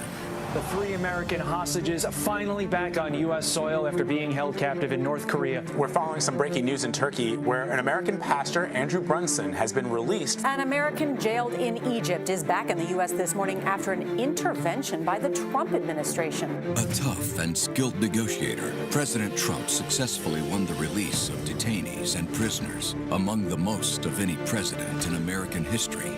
While families waited in despair for news of their loved ones, President Trump provided a new spark of hope by bringing our hostages home.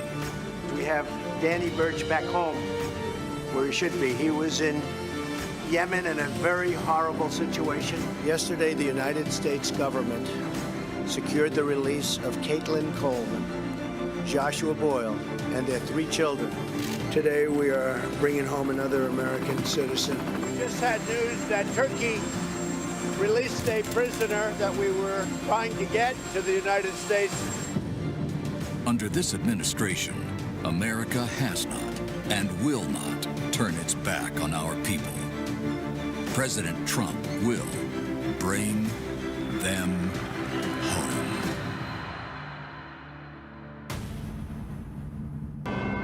Diplomacy, negotiation skills, perseverance, faith, the ingredients of hope when there is no hope. No American should ever be left behind. Priority, freeing American hostages.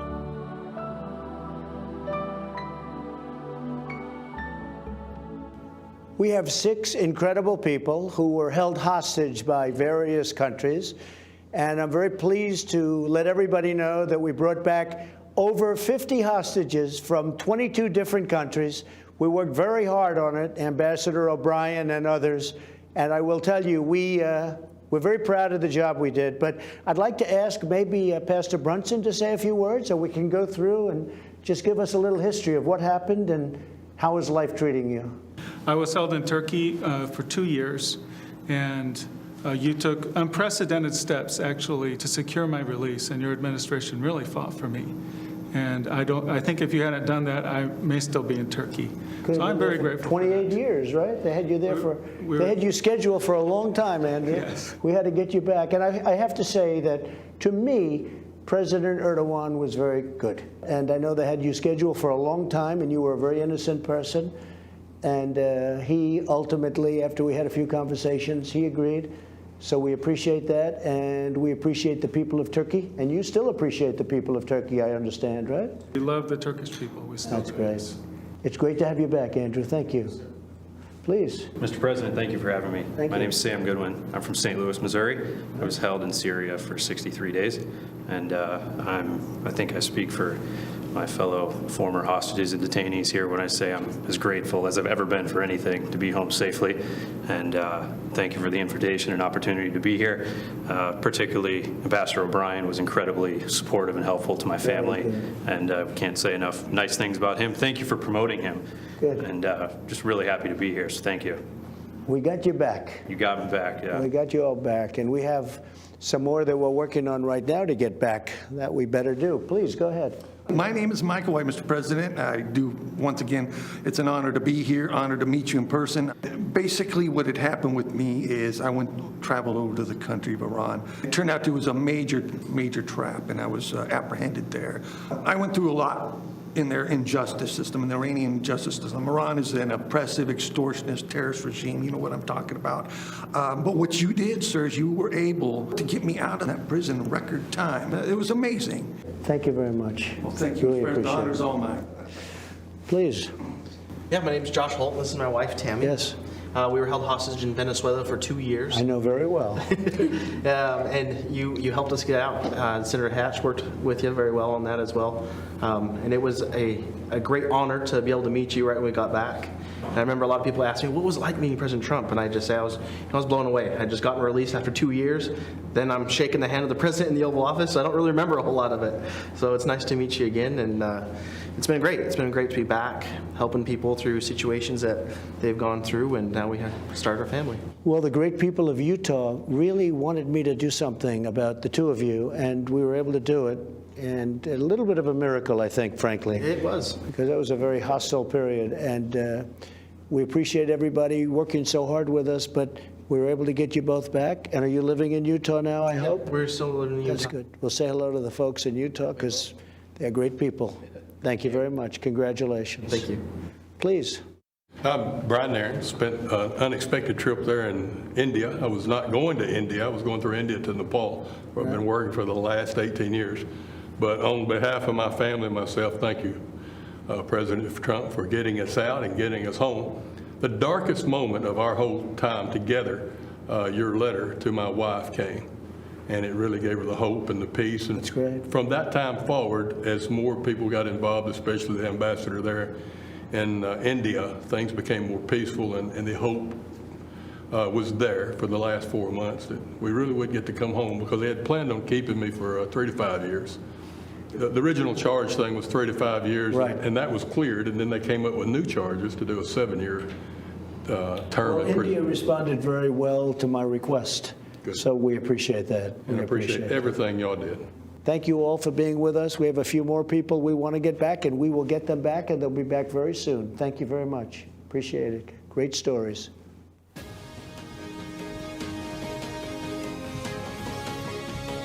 Hello, my name is Maximo Alvarez. I live in Miami, Florida, not far from the state of Florida, which is in just a 90-mile wide blue strip on a map for me. It divides freedom from fear. It divides the past from the present, from the future. I know all about the past. I'll never forget my own. My family has fled totalitarianism and communism more than once. First my dad from Spain, then from Cuba. But my families don't run away. By the grace of God, I live the American dream, the greatest blessing I ever had. My dad, who only had a 6th grade education, told me, don't lose this place. You'll never be as lucky as me. I'm speaking to you today because my family is done abandoning what we rightfully earned. There's no place to hide. I'm speaking to you today because President Trump may not always be politically correct. He's in fact a successful businessman, not your average career politician. Our president is just another family man, a friend, and most important, our elected commander-in-chief who puts America first. Keep in mind, the other guy running for president is mostly concerned about power. Yes, power for them, but not for the benefit of all Americans. I'm speaking to you today because I have seen people like this before. I've seen more. If you have a chance, go to the Freedom Tower in Miami. Stop and listen. You can still hear the sounds of those broken promises. It is the sound of waves in the ocean carrying families clinging to pieces of wood. Families with children who can't swim, but willing to risk everything to reach this blessed land. It is the sound of tears hitting the paper of an application to become an American citizen. Most heard and liked the promises, but soon after, they experienced the reality. Look at them, listen to them, learn the truth. Those false promises: spread the wealth, free education, free health care, defund the police, trust the socialist state more than your family and your community. They don't sound radical to my ears. They sound familiar. And Fidel Castro was asked if he was a communist. He said he was a Roman Catholic. He knew he had to hide the truth. But the country I was born in is gone, totally destroyed. When I watch the news in Seattle, Chicago, Portland, and other cities, when I see the history being rewritten, when I hear the promises, I've heard echoes of the former life I never wanted to hear again. I see shadows I thought I had outrun. My parents only wanted one person to decide my fate: me. Not some party member, not some government official, not some bureaucrat. In America, I would decide my own future. I am so grateful to America, the place where I was able to build my American dream through hard work and determination. President Trump knows that the American story was written by people just like you and I, who love our country and take risks to build a future for our families and neighbors. I may be a Cuban-born, but I am 100% American. This is the greatest country in the world. And I said this before: if I gave away everything that I have today, it would not equal 1% of what I was given when I came to this great country of ours. The gift of freedom. Right now, it is up to us to decide our fate and to choose freedom over oppression. President Trump, he's fighting the forces of anarchy and communism. And I know he will continue to do just that.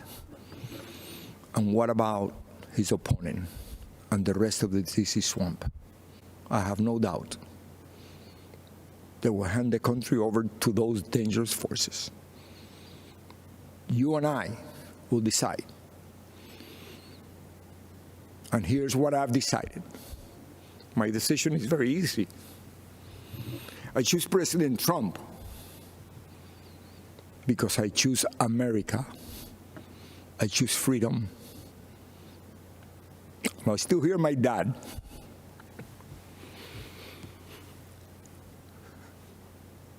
There is no other place to go. Thank you, and may the good Lord bless America.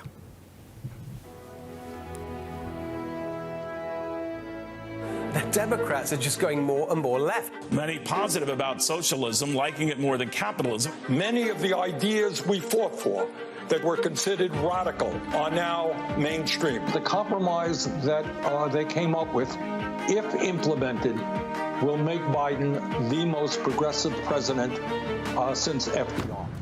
The radical left has taken over the Democratic Party, and Joe Biden is marching in lockstep with them. Biden and the far left are promising to crush middle-class families with trillions in new taxes. If you elect me, your taxes are going to be raised, not cut. Promising amnesty and health care for 11 million illegal immigrants. Citizenship for 11 million undocumented folks. Promising to shut down energy exploration, killing jobs, and hurting America's economy. I guarantee you, we're going to end fossil fuel. In Joe Biden's America, the radical left get whatever they want, and you get to pay for it. They've already taken over Joe Biden and the Democratic Party.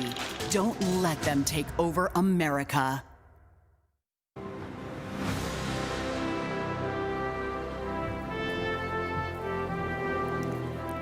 Good evening. I'm Nikki Haley, and it's great to be back at the Republican National Convention.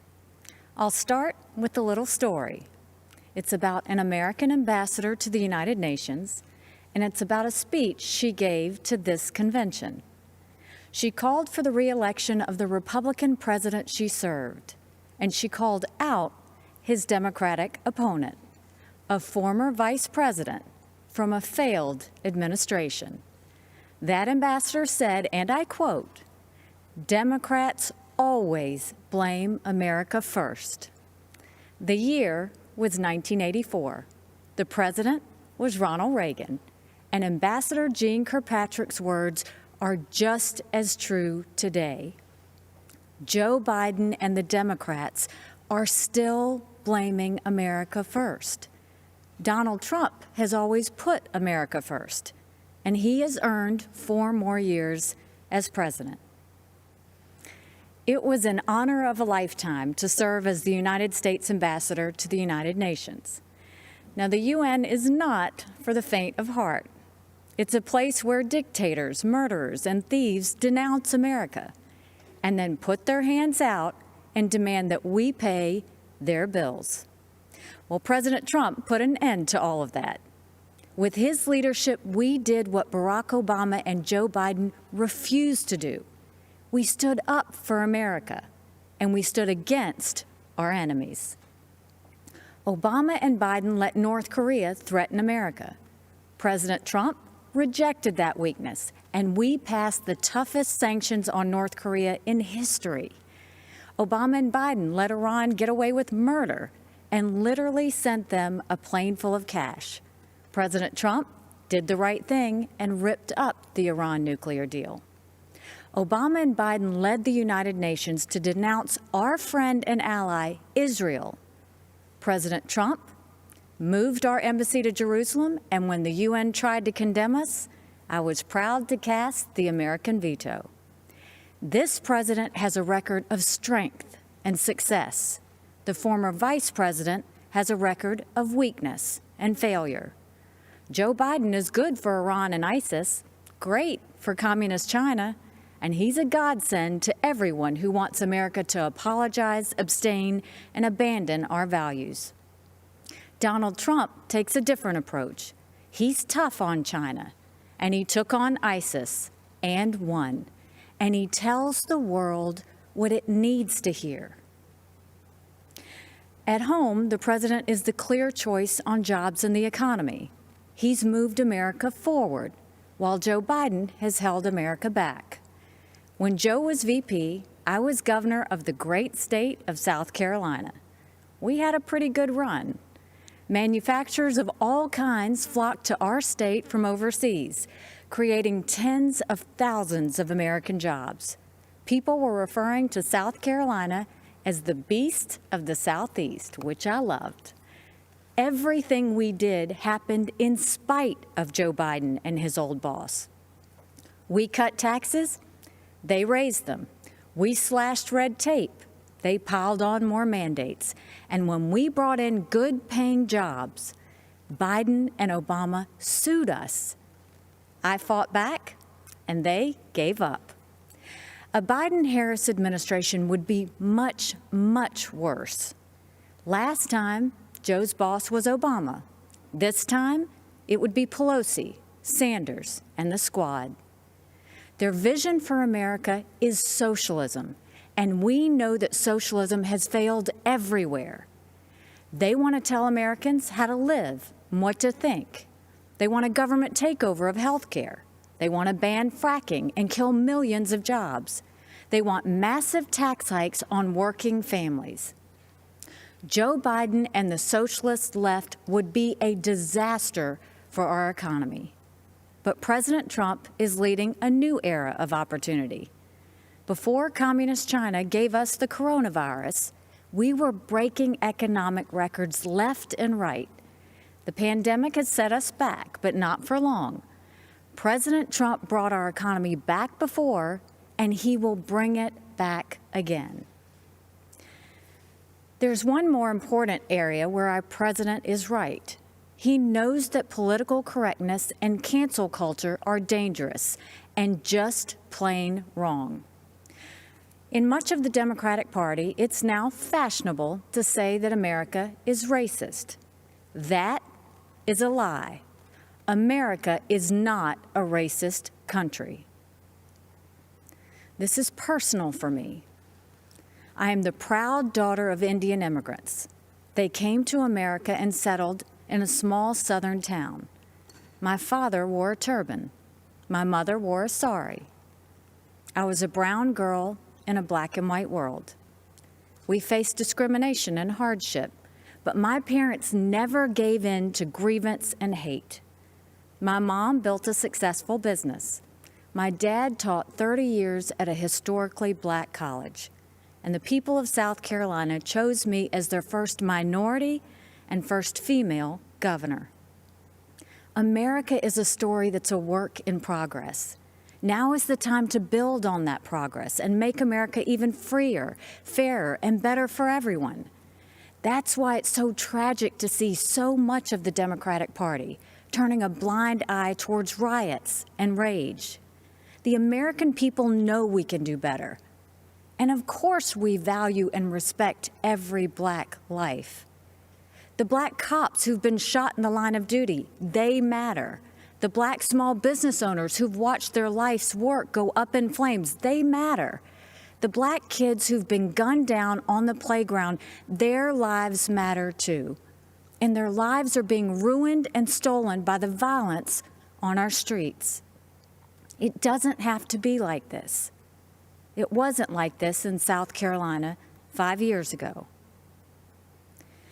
Our state came face to face with evil.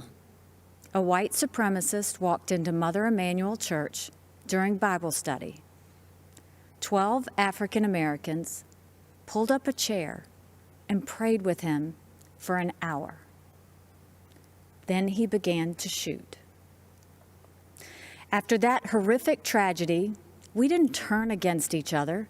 We came together, black and white, Democrat and Republican. Together, we made the hard choices needed to heal and removed a divisive symbol peacefully and respectfully.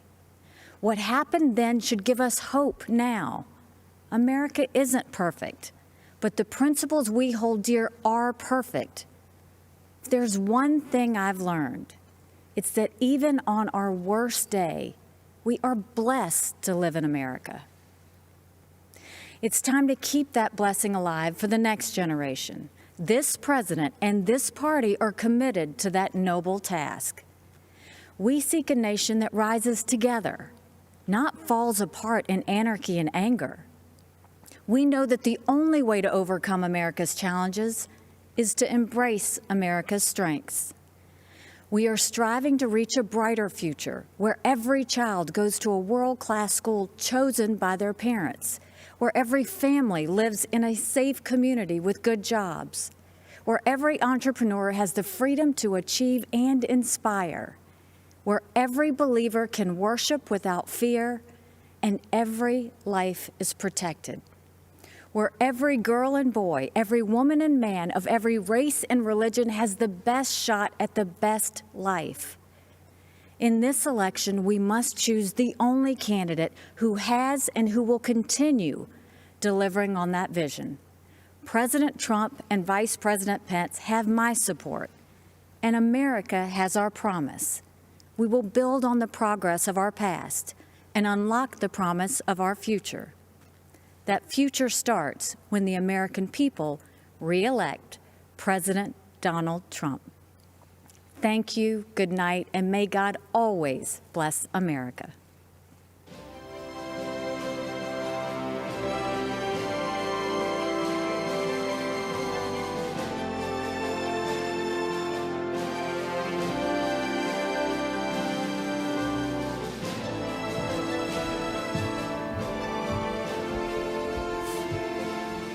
Good evening, America. I'm Donald Trump Jr.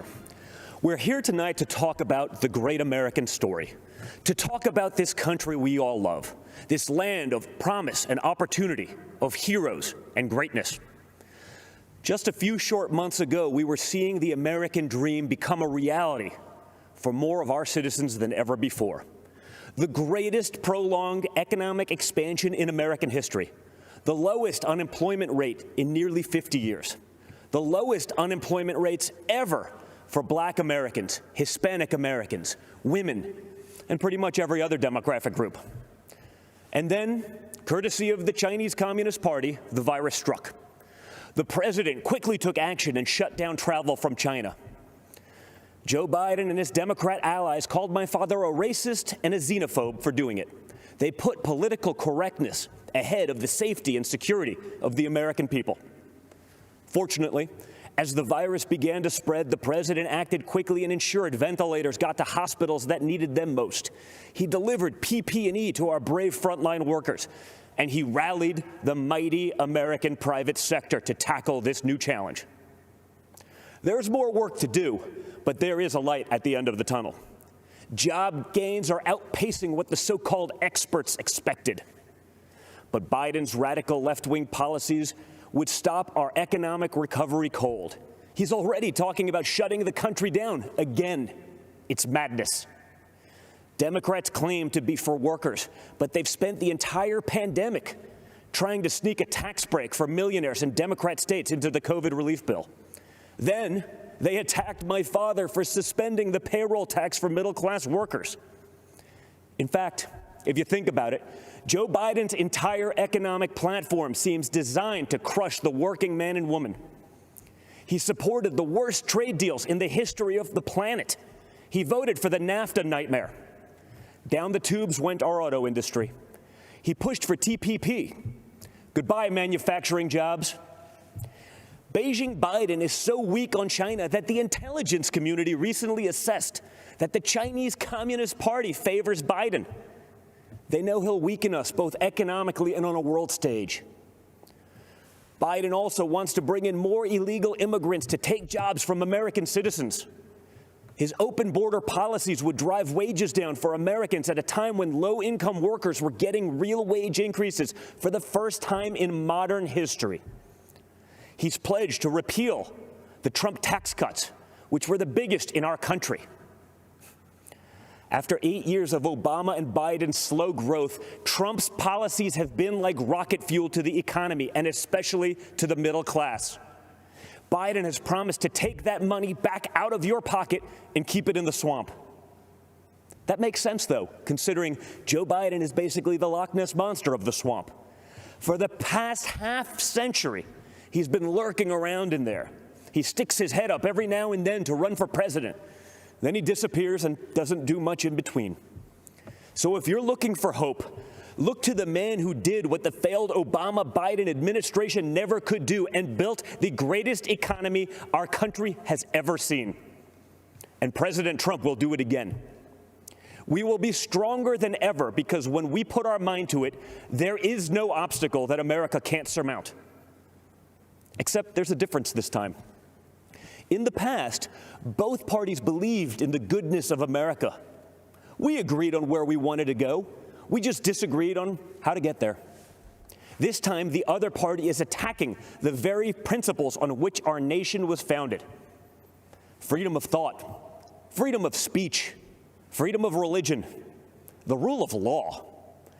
Thomas Jefferson famously said, "I have sworn upon the altar of God eternal hostility against every form of tyranny over the mind of man." Our founders believed there was nothing more important than protecting our God-given right to think for ourselves. Now, the left, they're trying to cancel all of those founders. They don't seem to understand this important principle. In order to improve in the future, we must learn from our past, not erase it. So we're not going to tear down monuments and forget the people who built our great nation. Instead, we will learn from our past so we don't repeat any mistakes. And we will work tirelessly to improve the lives of all Americans. Joe Biden and the radical left are now coming for our freedom of speech. They want to bully us into submission. If they get their way, it will no longer be the silent majority. It will be the silenced majority. This has to stop. Freedom of expression used to be a liberal value, at least before the radical left took over. Now the Republican Party is the home of free speech, the place where anyone from any background can speak their mind, and may the best ideas win. People of faith are under attack. You're not allowed to go to church, but mass chaos in the streets gets a pass. It's almost like this election is shaping up to be church, work, and school versus rioting, looting, and vandalism. Or, in the words of Biden and the Democrats, peaceful protesting. Anarchists have been flooding our streets, and Democrat mayors are ordering the police to stand down. Small businesses across America, many of them minority-owned, are being torched by mobs. The Democrat mayors pretend it's not happening. They actually called it a summer of love. And that brings me to another important principle. Every American must be free to live without fear of violence in your country, in your communities, and in your homes. All men and women are created equal and must be treated equally under the law. That's why we must put an end to racism, and we must ensure that any police officer who abuses their powers is held accountable. What happened to George Floyd is a disgrace, and if you know a police officer, you know they agree with that too. But we cannot lose sight of the fact that our police are American heroes. They deserve our deepest appreciation. Because no matter what the Democrats say, you and I both know when we dial 911, we don't want it going to voicemail. So defunding the police is not an option. Everything starts with safety and security. You can't have anything else without it. You can't focus on building a better future for your children without the peace of mind that they can study safely in their classrooms, play safely in their neighborhoods, and sleep safely in their beds. But safety is only the beginning. Trump's America is a land of opportunity, a place of promise. I was fortunate enough to grow up in a family that could afford the best schools and the finest universities. But a great education cannot be the exclusive right of the rich and powerful. It must be accessible to all. And that's why my dad is pro-school choice. That's why he's called education access the civil rights issue, not just of our time, but of all time. It is unacceptable that too many African American and Hispanic American children are stuck in bad schools just because of their zip code. Donald Trump will not stand for it. If Democrats really wanted to help minorities and underserved communities, instead of bowing to big money union bosses, they'd let parents choose what school is best for their kids. They'd limit immigration to protect American workers. They'd support the police who protect our neighborhoods. They'd learn how to negotiate trade deals that prioritize America's interests for a change. They'd end the endless wars and quit sending our young people to solve problems in foreign lands. They'd cut taxes for families and workers. They'd create opportunity zones that drive investment into inner cities. In other words, if Democrats cared for the forgotten men and women of our country, they'd do exactly what President Trump is doing. America is the greatest country on earth, but my father's entire worldview revolves around the idea that we can always do even better. Imagine the life you want to have, one with a great job, a beautiful home, a perfect family. You can have it. Imagine the country you want to live in, one with true equal opportunity, where hard work pays off and justice is served with compassion and without partiality. You can have it. Imagine a world where the evils of communism and radical Islamic terrorism are not given a chance to spread, where heroes are celebrated and the good guys win. You can have it. That is the life. That is the country. That is the world that Donald Trump and the Republican Party are after. And yes, you can have it. Because unlike Joe Biden and the radical left Democrats, our party is open to everyone. It starts by rejecting radicals who want to drag us into the dark and embracing the man who represents a bright and beautiful future for all. It starts by re-electing Donald J. Trump, President of the United States. Thank you, and God bless America.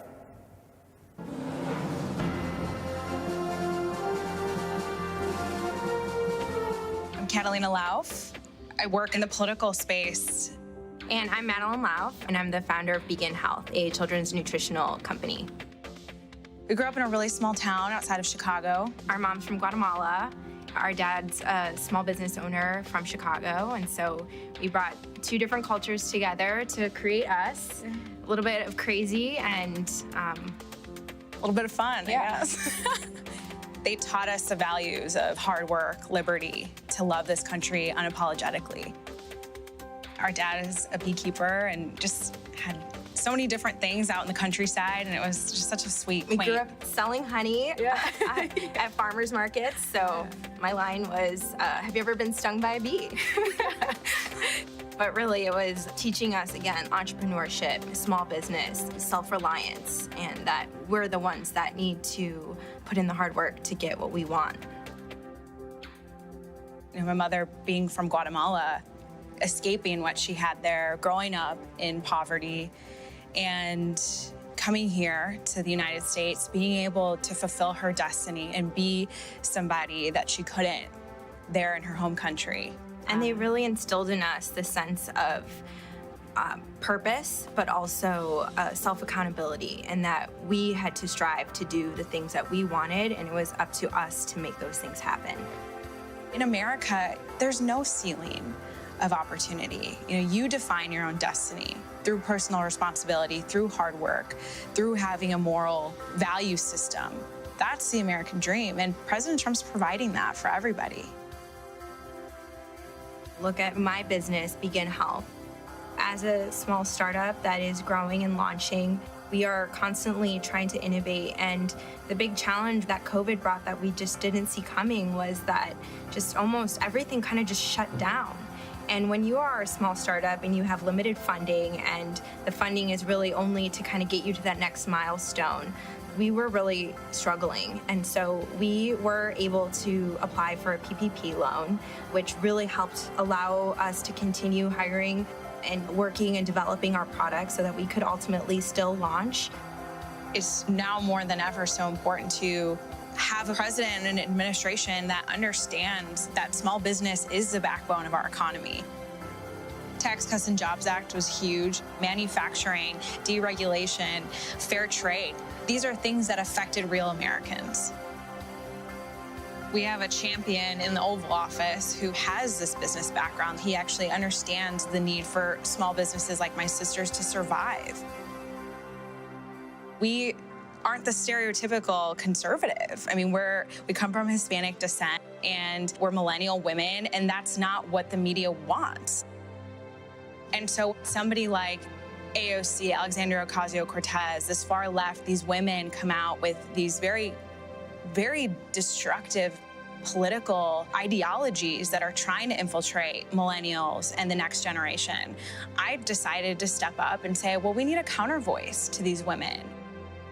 There has been an assault on capitalism, just generally. And I think it's very scary to imagine a Biden world where the progressive wing ideas are starting to take front and center stage. You know, that will really choke the American economy. There will be over-regulation, over-taxation. It's very hard to innovate through those two things.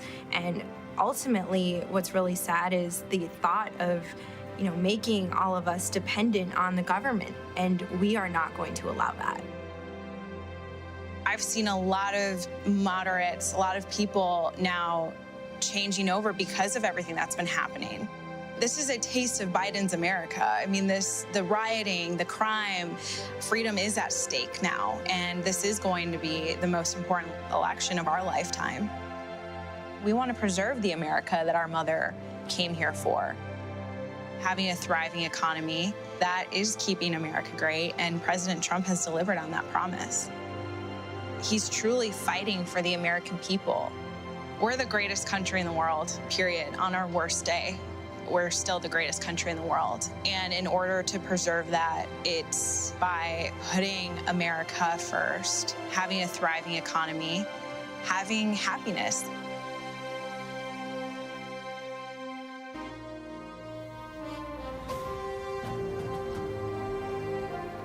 Good evening.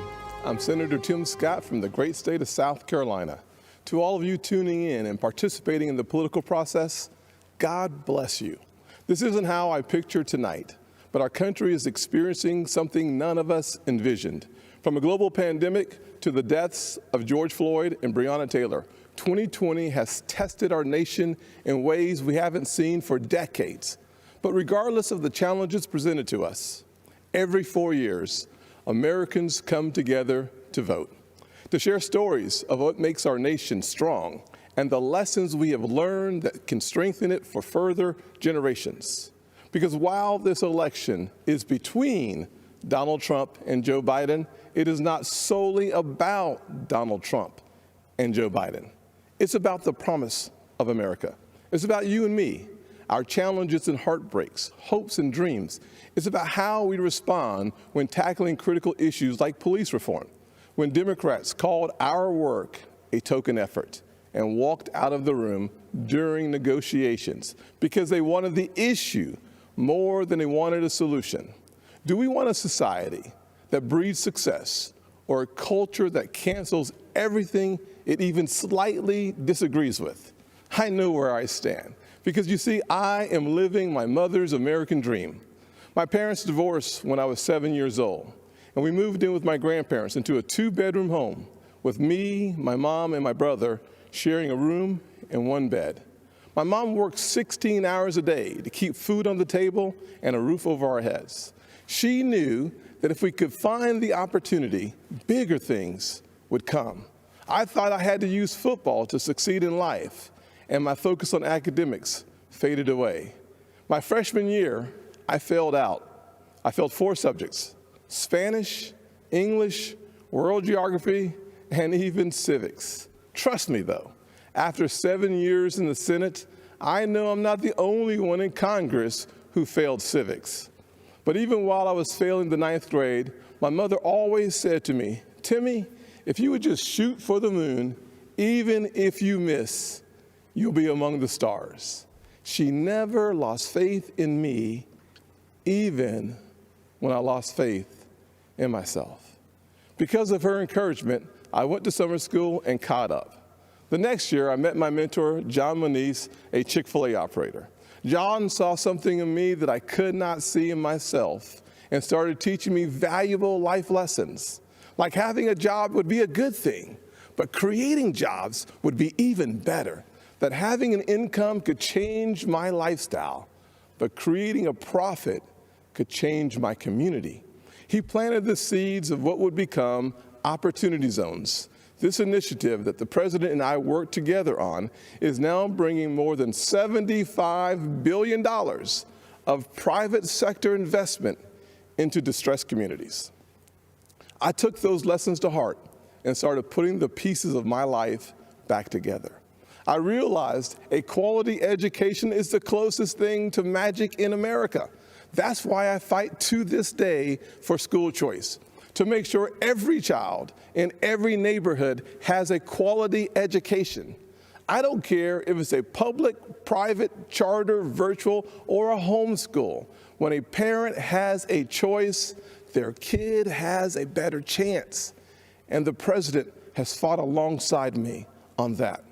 Later in life, I started my own small business. That's why I know it is critical for us to have a tax code that encourages growth. We actually saw revenues to the Treasury increase after we lowered taxes in 2017. Rest assured, the Democrats do not want you to know that. After starting my small business and spending some time in local government, I decided to run for Congress in 2010. The district is based in Charleston, South Carolina, where the Civil War started, against a son of our legendary Senator, Strom Thurmond. You may be asking yourself, how does a poor black kid from a single-parent household run and win in a race crowded with Republicans against a Thurmond? Because of the evolution of the Southern Heart. In an overwhelmingly white district, the voters judged me not on the color of my skin, but on the content of my character. We live in a world that only wants you to believe in the bad news, racially, economically, and culturally polarizing news. The truth is, our nation's arc always bends back towards fairness. We are not fully where we want to be, but I thank God Almighty, we are not where we used to be. We are always striving to be better. When we stumble, and we will, we pick ourselves back up and try again. We don't give in to cancel culture or the radical and factually baseless belief that things are worse today than in the 1860s or the 1960s. We have work to do, but I believe in the goodness of America, the promise that all men and all women are created equal. And if you're watching tonight, I'm betting you do too. Over the past 4 years, we have made tremendous progress towards that promise. President Trump built the most inclusive economy ever. 7 million jobs created pre-COVID-19, and 2/3 of them went to women, African Americans, and Hispanics. The first new major effort to tackle poverty in a generation, opportunity zones. We put hard-earned tax dollars back in people's pockets by cutting their taxes, especially for single-parent households like the one I grew up in, cutting single mothers' taxes 70% on average. President Trump supported these tax cuts for those single moms and other working families and signed these policies into law, and our nation is better off for it. So, I'm going to ask you, the American people, not to simply look at what the candidates say, but to look back at what they've done. This election is about your future, and it is critical to paint a full picture of the records of Donald Trump and Joe Biden. Joe Biden said if a black man didn't vote for him, he wasn't truly black. Joe Biden said black people are a monolithic community. It was Joe Biden who said poor kids can be just as smart as white kids. And while his words are one thing, his actions take it to a whole new level. In 1994, Biden led the charge on a crime bill that put millions of black Americans behind bars. President Trump's criminal justice reform law fixed many of the disparities Biden created and made our system more fair and just for all Americans. Joe Biden also failed our nation's historically black colleges and universities, heaping blame on them as they fought to ensure our young folks had access to higher education. Once again, to clean up Joe Biden's mess, President Trump signed into law historically high funding for HBCUs, as well as a bill to give them permanent funding for the first time ever. And now Joe Biden wants to come for your pocketbooks. Unless, of course, you're a blue state millionaire. I'm serious. That's one of their solutions for the pandemic. They want to take more money from your pocket and give it to Manhattan elites and Hollywood moguls so they get a tax break. Republicans, however, passed President Trump's once-in-a-generation tax reform bill that lowered taxes for single moms, working families, and those in need. So when it comes to what Joe Biden says he'll do, look at his actions. Look at his policies. Look at what he already did and what he didn't do while he's been in Washington for 47 years. Ladies and gentlemen, people don't always see those failures because they think we're having a policy debate on two sides of an issue. That is not what is happening. Our side is working on policy, while Joe Biden's radical Democrats are trying to permanently transform what it means to be an American. Make no mistake, Joe Biden and Kamala Harris want a cultural revolution, a fundamentally different America. If we let them, they will turn our country into a socialist utopia. And history has taught us that path only leads to pain and misery, especially for hardworking people hoping to rise. Instead, we must focus on the promise of the American journey. I know that journey well. My grandfather's 99th birthday would have been tomorrow. Growing up, he had to cross the street if a white person was coming. He suffered the indignity of being forced out of school as a third grader to pick cotton, and he never learned to read or write. Yet, he lived long enough to see his grandson become the first African American to be elected to both the United States House and the United States Senate in the history of this country.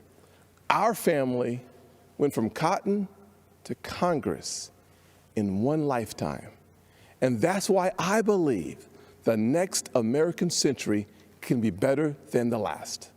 There are millions of families just like mine all across this nation, full of potential, seeking to live the American dream. And I'm here tonight to tell you that supporting the Republican ticket gives you the best chance of making that dream a reality. God bless you. And Father, please continue blessing the United States of America. God bless.